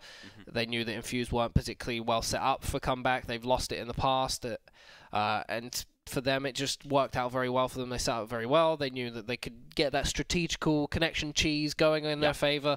And I'm hoping for Search and Destroy, they've also picked this one because they've got some good strategy and they know how to manipulate the other team in their positioning and how to bait them out to do things they wouldn't normally do and kind of get things going their way. Because when you play that A and B on, well, okay, A on Biolab it's very much a pick fest. You've got to be able to try and take some of the players out of the equation because Blue offers so much cover for you in so many different positions. You could be sitting in the doorway, you could be sitting in a window, you could be sitting up on top blue. You've also got to be wary that someone's behind the green hut. There's a lot of different places that people can be sitting. You need to be able to play the picks and be able to give your team good cover to be able to put that bomb down.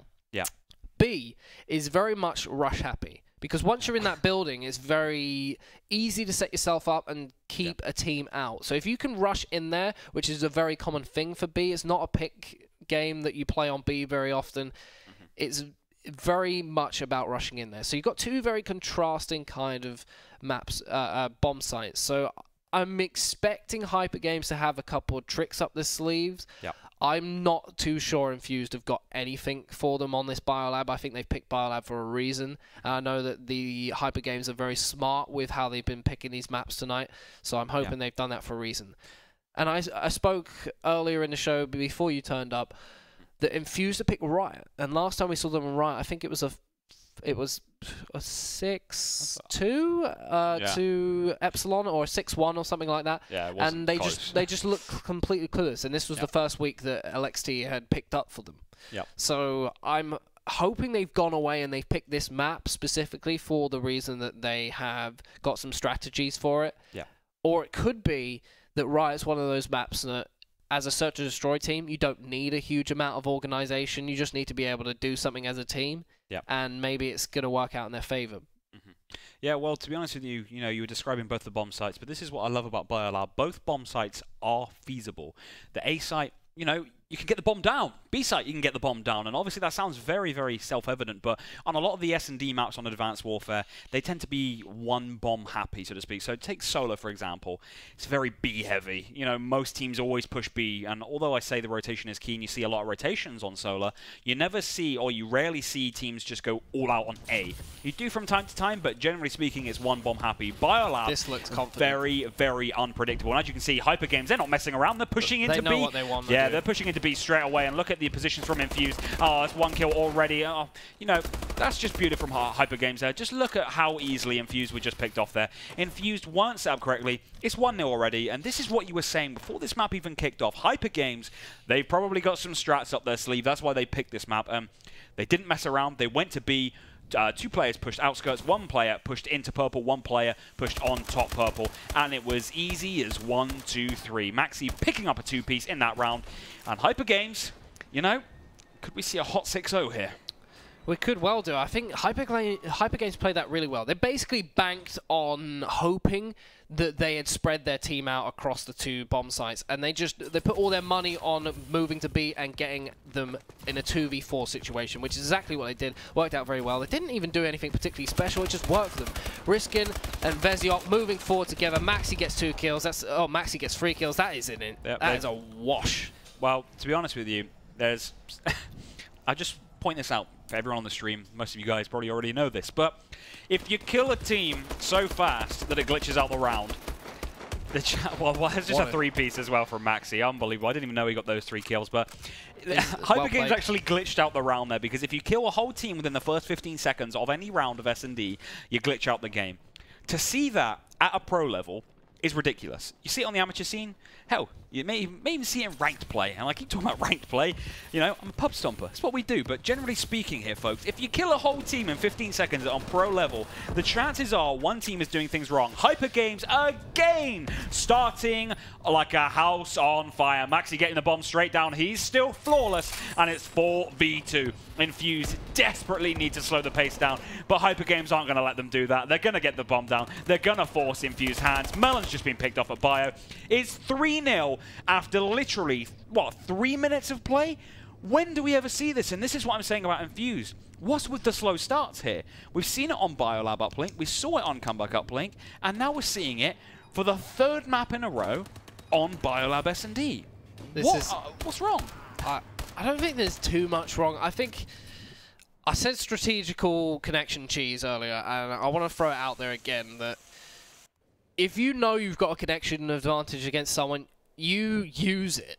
There's no... Everyone does it in Call of Duty. If you have got it, why not use it? There's no point in not using it. And I think that's exactly what HyperGames have done here.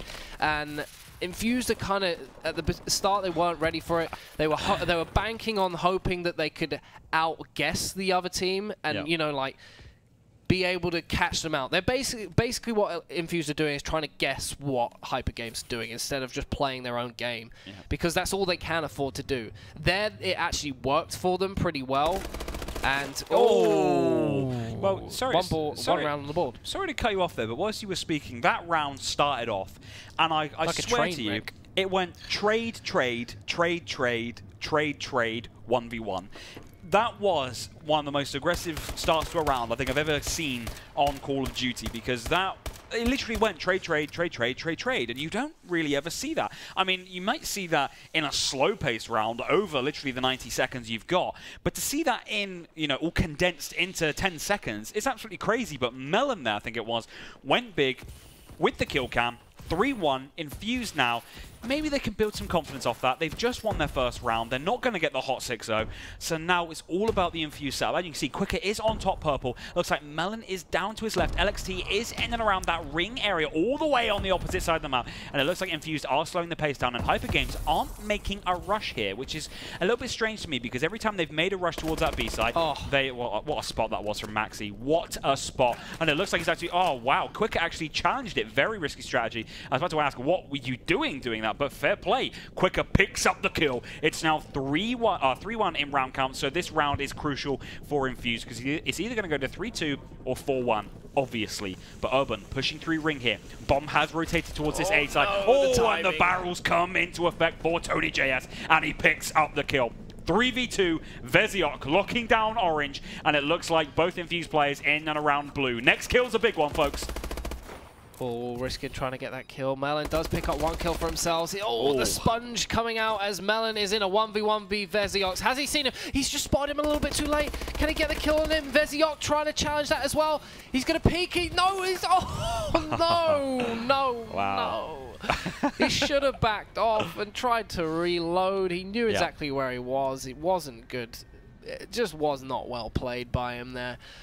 Yeah, but to be fair, HyperGames did have bomb down in their favor, so I feel they really did kind of force Melon's hand there. So I don't blame him for doing that. At the same time, he did have time to just lay down, hide behind blue gen maybe, just reload, then challenge. Because challenging a player, you know, whilst they're on their own host with 13 bullets, it's probably not going to be enough, to be fair. They are going to sponge you online. It's simple mathematics for Call of Duty Advanced Warfare. But generally speaking, you know, LXT, I think, he's not having a great game here. He's currently Bagel on 5, so he's 0-5 here. But it looks like Infused playing aggressively here. Much better strategically here from Infused. It has to be said. They're committing to the bomb site, but I'm not sure. I know what you're going to say. Why is the bomb carrier on top purple? Exactly. I have no idea. They literally had the perfect opportunity. It was like a clock. Yeah. The teams went in the opposite direction to themselves. They had an open B bomb site. I'm not sure why Melon didn't put the bomb down, but luckily for them, they do pick the round up. And for Infused, that was better played for them. They need to keep the game working for them. Right now, HyperGames know they've got the connection advantage. They know they've got an idea of how they want to play this. And they're playing it to perfection. But what Infused are doing is they're getting sucked into how they're playing the game.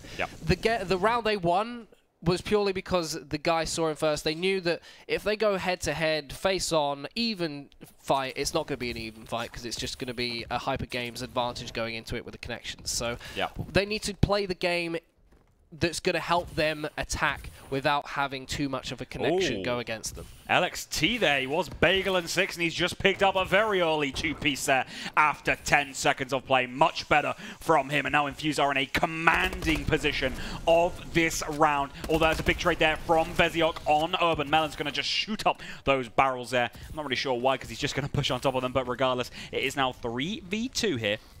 And it looks like Veziok has backed all the way towards orange here. And there's going to be a gun battle coming up right now. If Veziok jumps, he's not going to jump. He's just going to get destroyed there by Melon and Maxi in a 1v3. How's your luck? He is main slayer of the game. So if there's any player you want up, you want it to be him. And that's why he's just picked up the first kill. He's going to pick up the second kill here. No, he's not. He's just going to tag up. I think that was quicker. But now Infused know where he is. But it's now a 1v2. Can he clutch up? That's the question. He has got the bomb, and it looks like he's going to go for the smart rotate over B.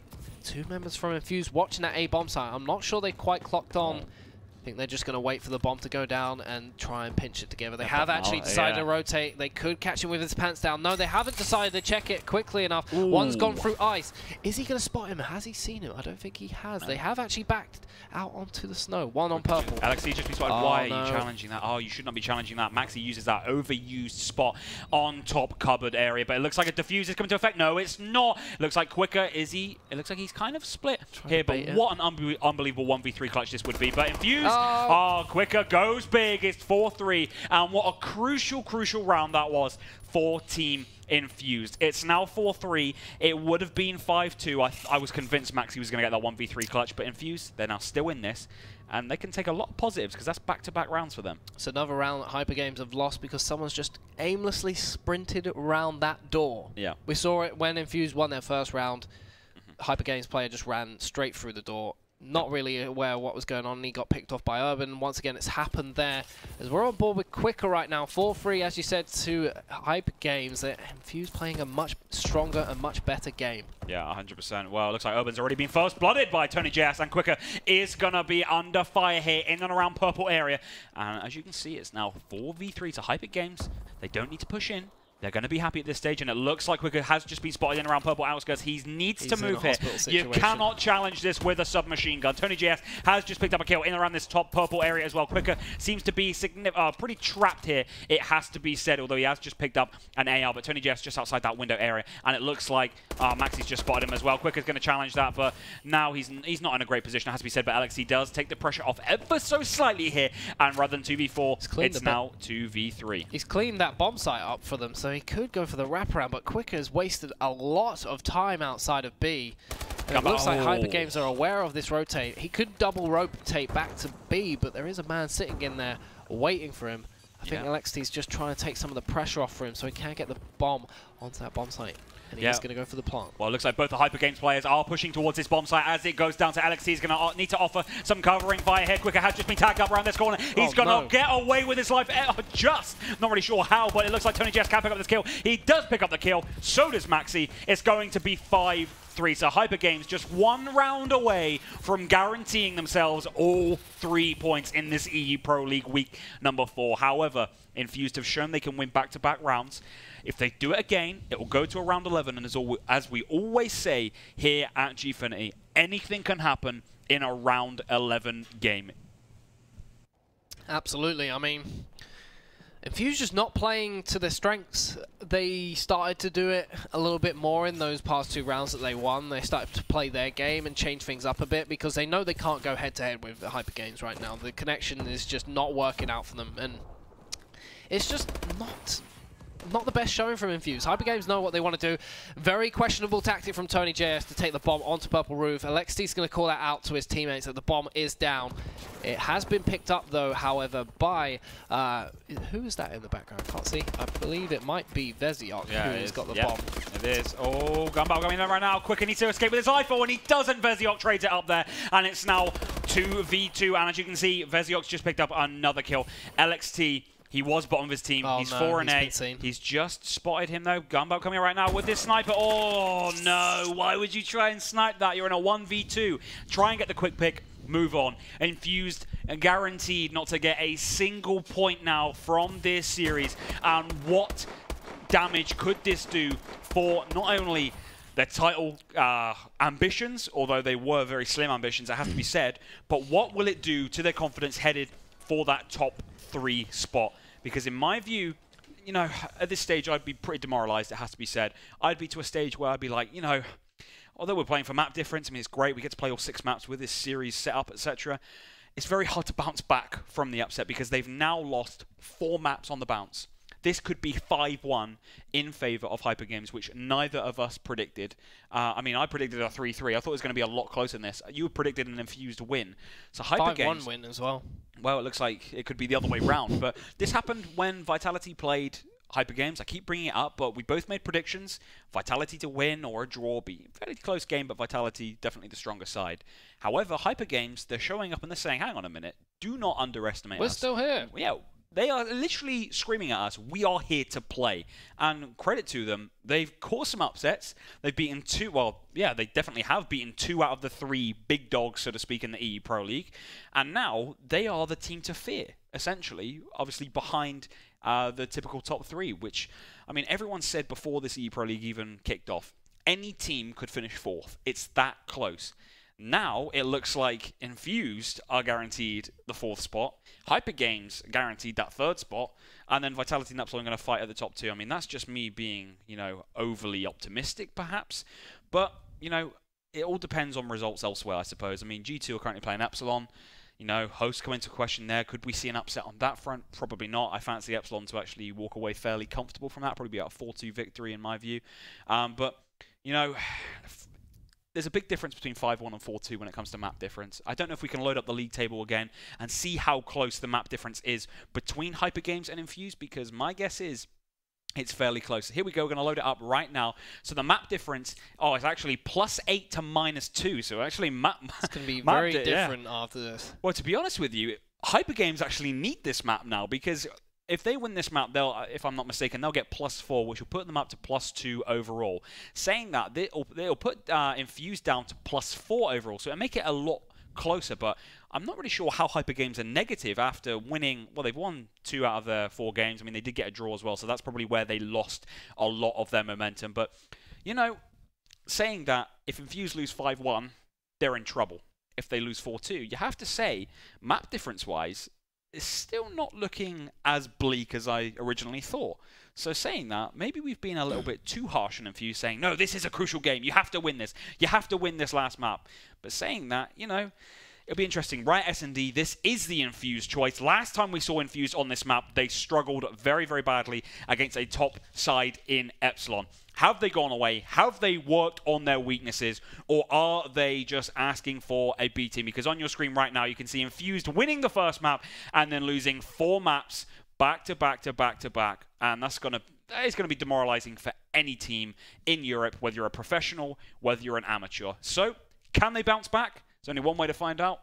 And I'm going to ask you, Trout, what's your predictions heading into this? Because I'm going to say a hot 6-1 in favor of HyperGames. I'm going to say 6-5. I think 6-5? I think HyperGames played very well in that Search and Destroy. They played to their strengths, and Infused didn't. I want to see Infused actually come out with playing a little bit differently into their strengths, as that is not the ideal start to them. No. Do you know what? I was going to say HyperGames are going to win this, but I really want to take back my 6-5 now, because this is just not looking good. I think I was going to say that Infused are probably just not going to care about this last map. It's just not going to make much of a difference for them. And it's not well played. This is their map as well. This is their host, and this is them being swiftly given the treatment. Yeah, 100%. Well, I don't understand Infused thinking here of, you know, well, we've just lost an S&D because we kept rushing in and getting picked off.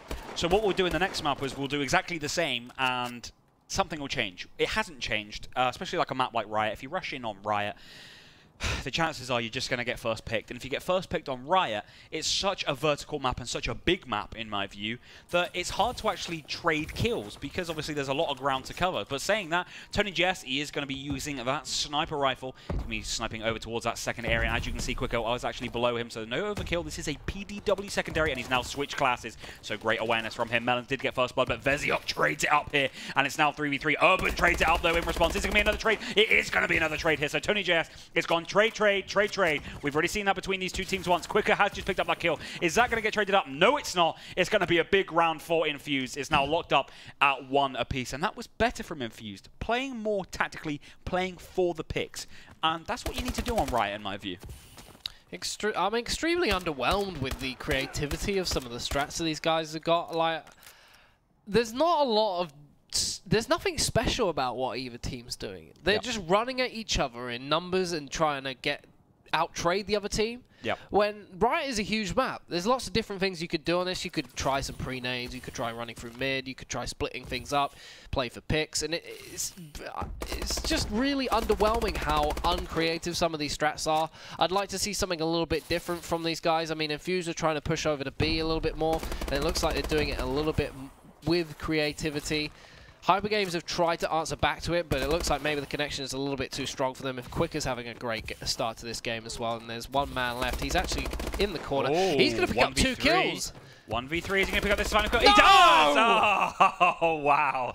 1v3, first that we've seen today on stream. Oh, could no one check that corner? Well, fair play. Well, Tony GS shouldn't have picked up the second kill, but LXT actually fell down behind that mid room there on your screen, or the B room, as most people call it. He actually fell down whilst he went to double jump. I think he got an auto mantle and fell just behind the crates, which didn't actually offer any covering for the Infused lineup. And LXT was left in a 1v1. He didn't check the obvious corner. Tony GS 1v3, nicely done from him, but we are going to start on board with LXT sniping over here. Picks up the first kill there. Beautiful pick there, but it looks like being rushed here. He's being rushed here. Oh my, I thought he got away with that, but Quicker trades it up there on Maxi, and it's now 2v2 as Tony trades it up on Quicker again. And we're seeing a lot of trades go down in these rounds, and that is, I think that does suit Infused games a lot, Infused game type a lot better. Urban's going to be pushing through the security area. As you can see, he's currently breadstick and 3, and it is a 2v2 as I've already said here. So it'll be interesting to see which bomb site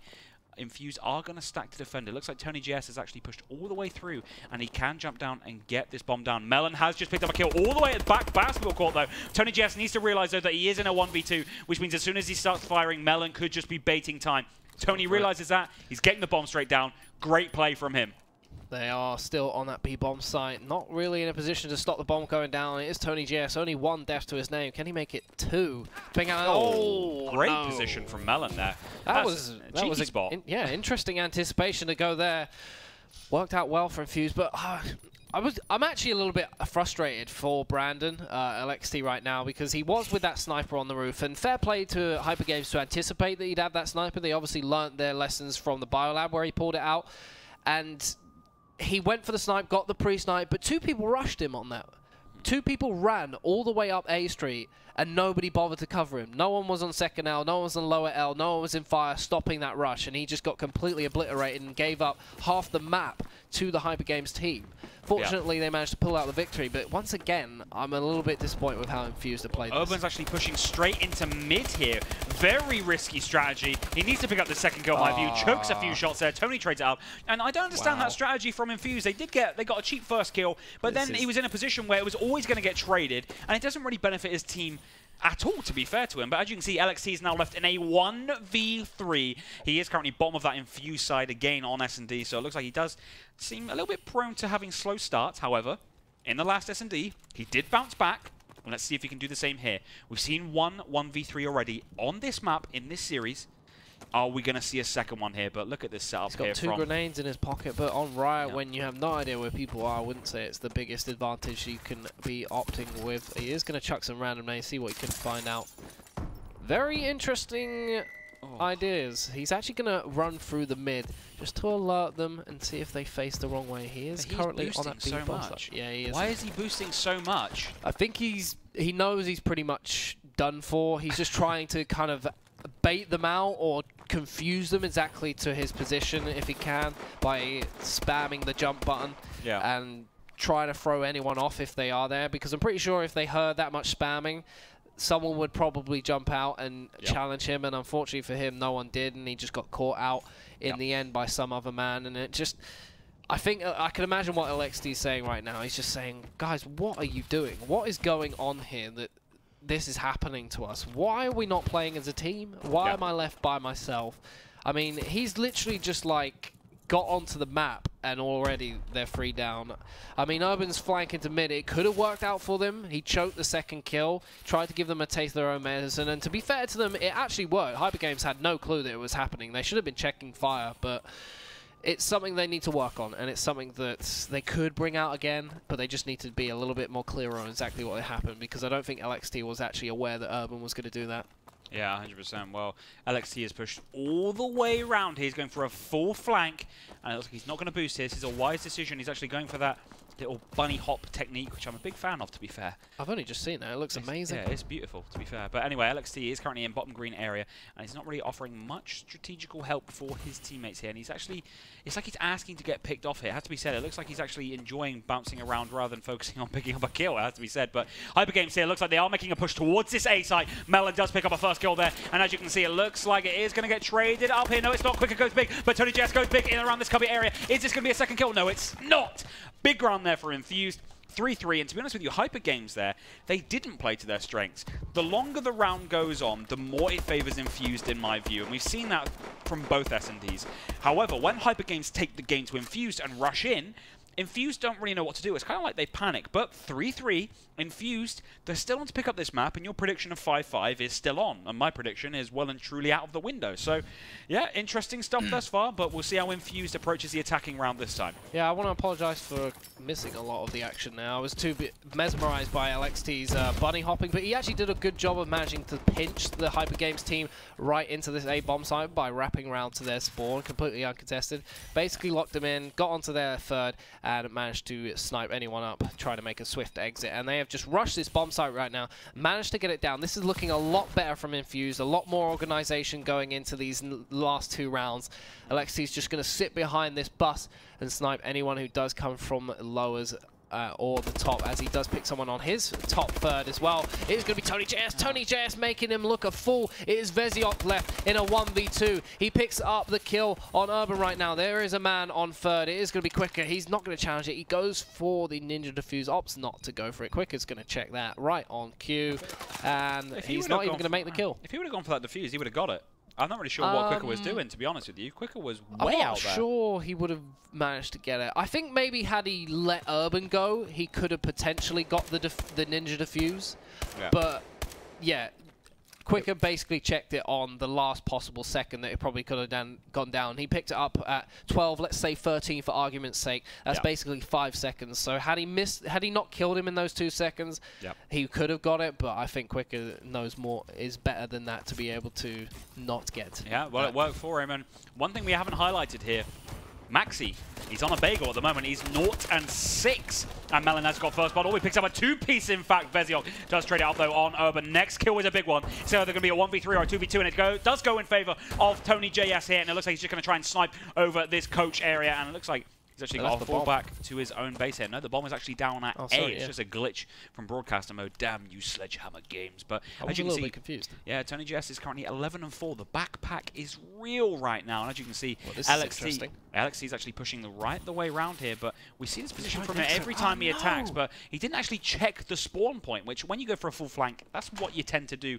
That's kind of the reason you make the flank. However, it worked from the last round, him not doing that. It didn't work this time. Why? And Melon is now left in a 1v2. I don't know why. I'm sorry, why? You have the bomb down on A. Why are you pushing them into their spawn? What could you possibly have to gain there? Yeah. I'm sorry, I know I'm not a pro player, but that baffles me. Yeah. You've got the bomb down. It's a 2v2 situation. It is on the A bomb site. They have to get on that bomb site, and you've just pushed into their spawn. They've now got the bomb down. No. It's a 2v1 situation for Melon. No. He's going to get one kill. Can he get the other one? He is on top green. He knows he's there. He is weak. He's going to have to back off, and it is Veziok who's going to rotate into fire. He's broken the glass. He could have possibly baited that out for Veziok, but he has jumped on to middle third right now. Check fire. Needs to check fire.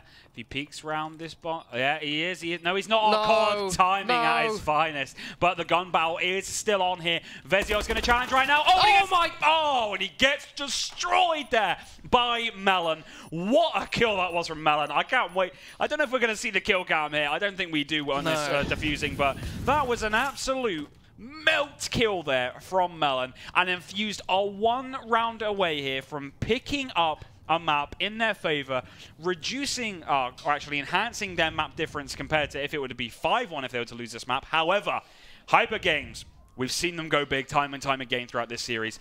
Don't write them off just yet. 5-3, they just need 3 rounds on the bounce. I say just need. But they did win the first 3 rounds, if I'm not mistaken. I might be wrong on that, to be honest with you. They won the first 3. I really wanted Infused to lose that round, just to teach them a lesson that you should not run away from a bomb that's on the bomb. Like, when you know where it is and you're in a 2v2 situation, they push to their spawn. Like, it was absolutely ludicrous, the fact that you did that. I actually have no idea what was going on there. Yeah, 100%. Well, Melon's actually use of trophy system there was absolutely beautiful. Actually absorbed 2 nades coming in from HyperGames. As you can see, Maxi going to be pushing this bottom cubby area. Gun battle coming up right now with the PDW versus ASM1. That's only going to end one way. I literally uploaded a video earlier on when I said about pistols not being, pistols actually not being strong enough. But that is series done and dusted. 6-3 in favor of Infused. Final map count is going to be 4-2 in favor of HyperGames, which means although Infused lose the series overall and lose all 3 points, they do walk away somewhat happy with regards to their map difference is still going to be higher than HyperGames. However, they're still going to have less points, and that's the real concern in my view. But saying that, it's not all done here for Infused for the rest of the EU Pro League. We've seen so many upsets already. As soon as we turn off this stream, I'm sure I'm going to go away, check my Twitter, and I'll see another upset, and I'll go, possibly. What? Well, where did that come from? So that's the great thing about the EU Pro League. You know, if it's not the upsets which keep you going, it's the map difference which keeps you going. I mean, it's literally just like the Premier League on the fact that, you know, we can see teams relegated based off of map difference, which will leave teams kicking themselves going, oh my God, why did we not win just one more map? And to be honest with you, that could be the difference. That one map could be the difference between Team Infused finishing 3rd and 4th, or 4th and 5th, or whatever. So it's very, very crucial, but credit where it's due. You've lost 4 maps on the bounce. To win the 5th one, it does take some bottle, to be honest with you.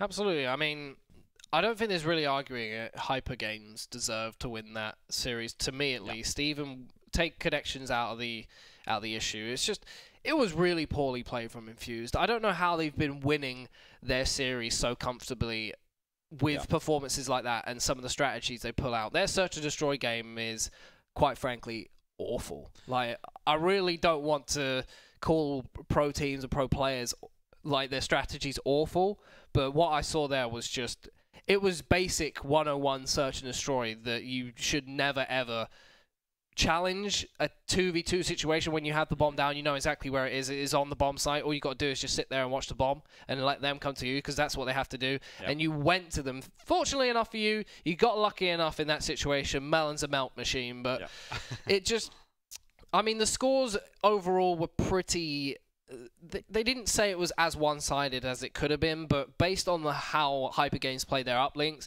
it was very one-sided. The hard points were pretty even, I would say. HyperGames, just by the skin of their teeth, managing to take the victory on their hard point. Their search and destroy was very convincing. They lost that last hard search and destroy because just it wasn't the best tactics from both teams overall. And, I mean, as you said, for me, it's a 2-horse race now between Epsilon and Infused, Epsilon and Vitality. Vitality are going to be playing Infused on week 6. So if Vitality manage to win next week, it's going to come down to the last week whether they can get the win out. And I can't remember how the rules go down, if it's head-to-head that sorts out a tiebreaker. If it is, it would be a Vitality win. But if Infused managed to pick the win up on that last week, they would go to 2nd, they would pick up their 2nd prize, and Epsilon would undoubtedly win it. And Infused, you've got some work to do to be able to take that victory, because right now I'm not impressed with what you're bringing to the table, to be honest with you. Well, you know, I'm going to try and defend Infused a little bit here, because I don't think it was necessarily how they played the S&Ds. I think they're struggling with the same thing on every single game mode, and that's slow starts. I think the fact that on the comeback uplink they were 8-0 down after 90 seconds, being on the better side as well, is crazy. Biolab uplink, you know, HyperGames being on the bad side but going 2-0 up after 25 seconds, crazy. Then going on the S&D, going 3-0 down. I think it was on Biolab S&D, or it was in the Riot S&D. My memory is awful. I do apologize, folks, but 3-0 down, poor start again. It just gets to a stage where Infused, they're great players, they're a great organization, but if you put yourselves in a position where you're forcing yourself to come back on the pro scene, you'll get punished because these are pro players for a reason. These are top teams for a reason. They will punish your mistakes, and if they don't choke.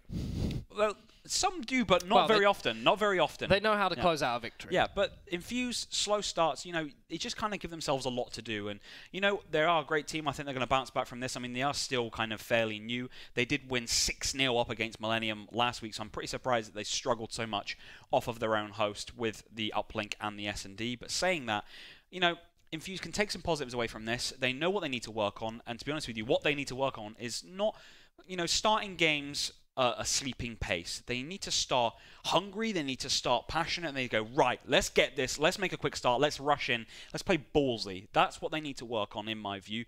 They've got the natural gun skill, they've got the talent, and they've got the organization. They just need to do a few little tweaks here. But saying that, HyperGames, credit to you. You know, I don't think we can just call them a host side because, you know, even winning that Battle of Uplink, it did take a lot of bottle because they were under a lot of pressure. Tony GS, I believe it was, got a last-ditch kill on Quicker when Quicker should have had a dunk. Arguably an Infused mistake, but still great bottle from HyperGames there. And obviously, there was only 2 points in it at the end, so that really could have been the difference throughout the series. It could have finished 3-3 if it wasn't for that one play from HyperGames. Also clutching up the second map on Solar Hardpoint in the final Hardpoint. Credit where it's due. So HyperGames, they've come out of nowhere at LAN. They struggled. There's no two ways about it. They didn't perform very well, apart from Tony JS, to be fair, because he was an absolute machine. But now they're looking like a very solid side. They're beating the bigger teams, so to speak, and they put themselves in a position where they can be feared. And that's what all organizations want. That's what all teams want. They want it so when teams go against them, they go, oh. You don't want them to they're going, oh yeah, that's an easy win. Because originally, after the first 2 weeks, Vitality were looking at that game against HyperGames going, oh yeah, we'll have that. But then obviously, when they played them, that's not exactly how it went down. So, HyperGames, credit to you. Infused, don't be too disheartened. You just need to work on how you start games. And I do agree with you to a certain extent regarding their strategies, because they did look a little bit like individuals at time. Like LXT's movement towards the back of the opposition spawn was a little bit questionable. It worked in one round, though. It didn't work in the next round, so it's kind of half a dozen of one, and whatever the saying is, I'm awful. Sack me. But yeah, generally speaking, that was a great game. 4-2 final score, and yeah, what are your final thoughts? I just think Infused need to step up the strats a little bit more. If they want to make that second place at least, they need to be working on these things a little bit more over the next week or two.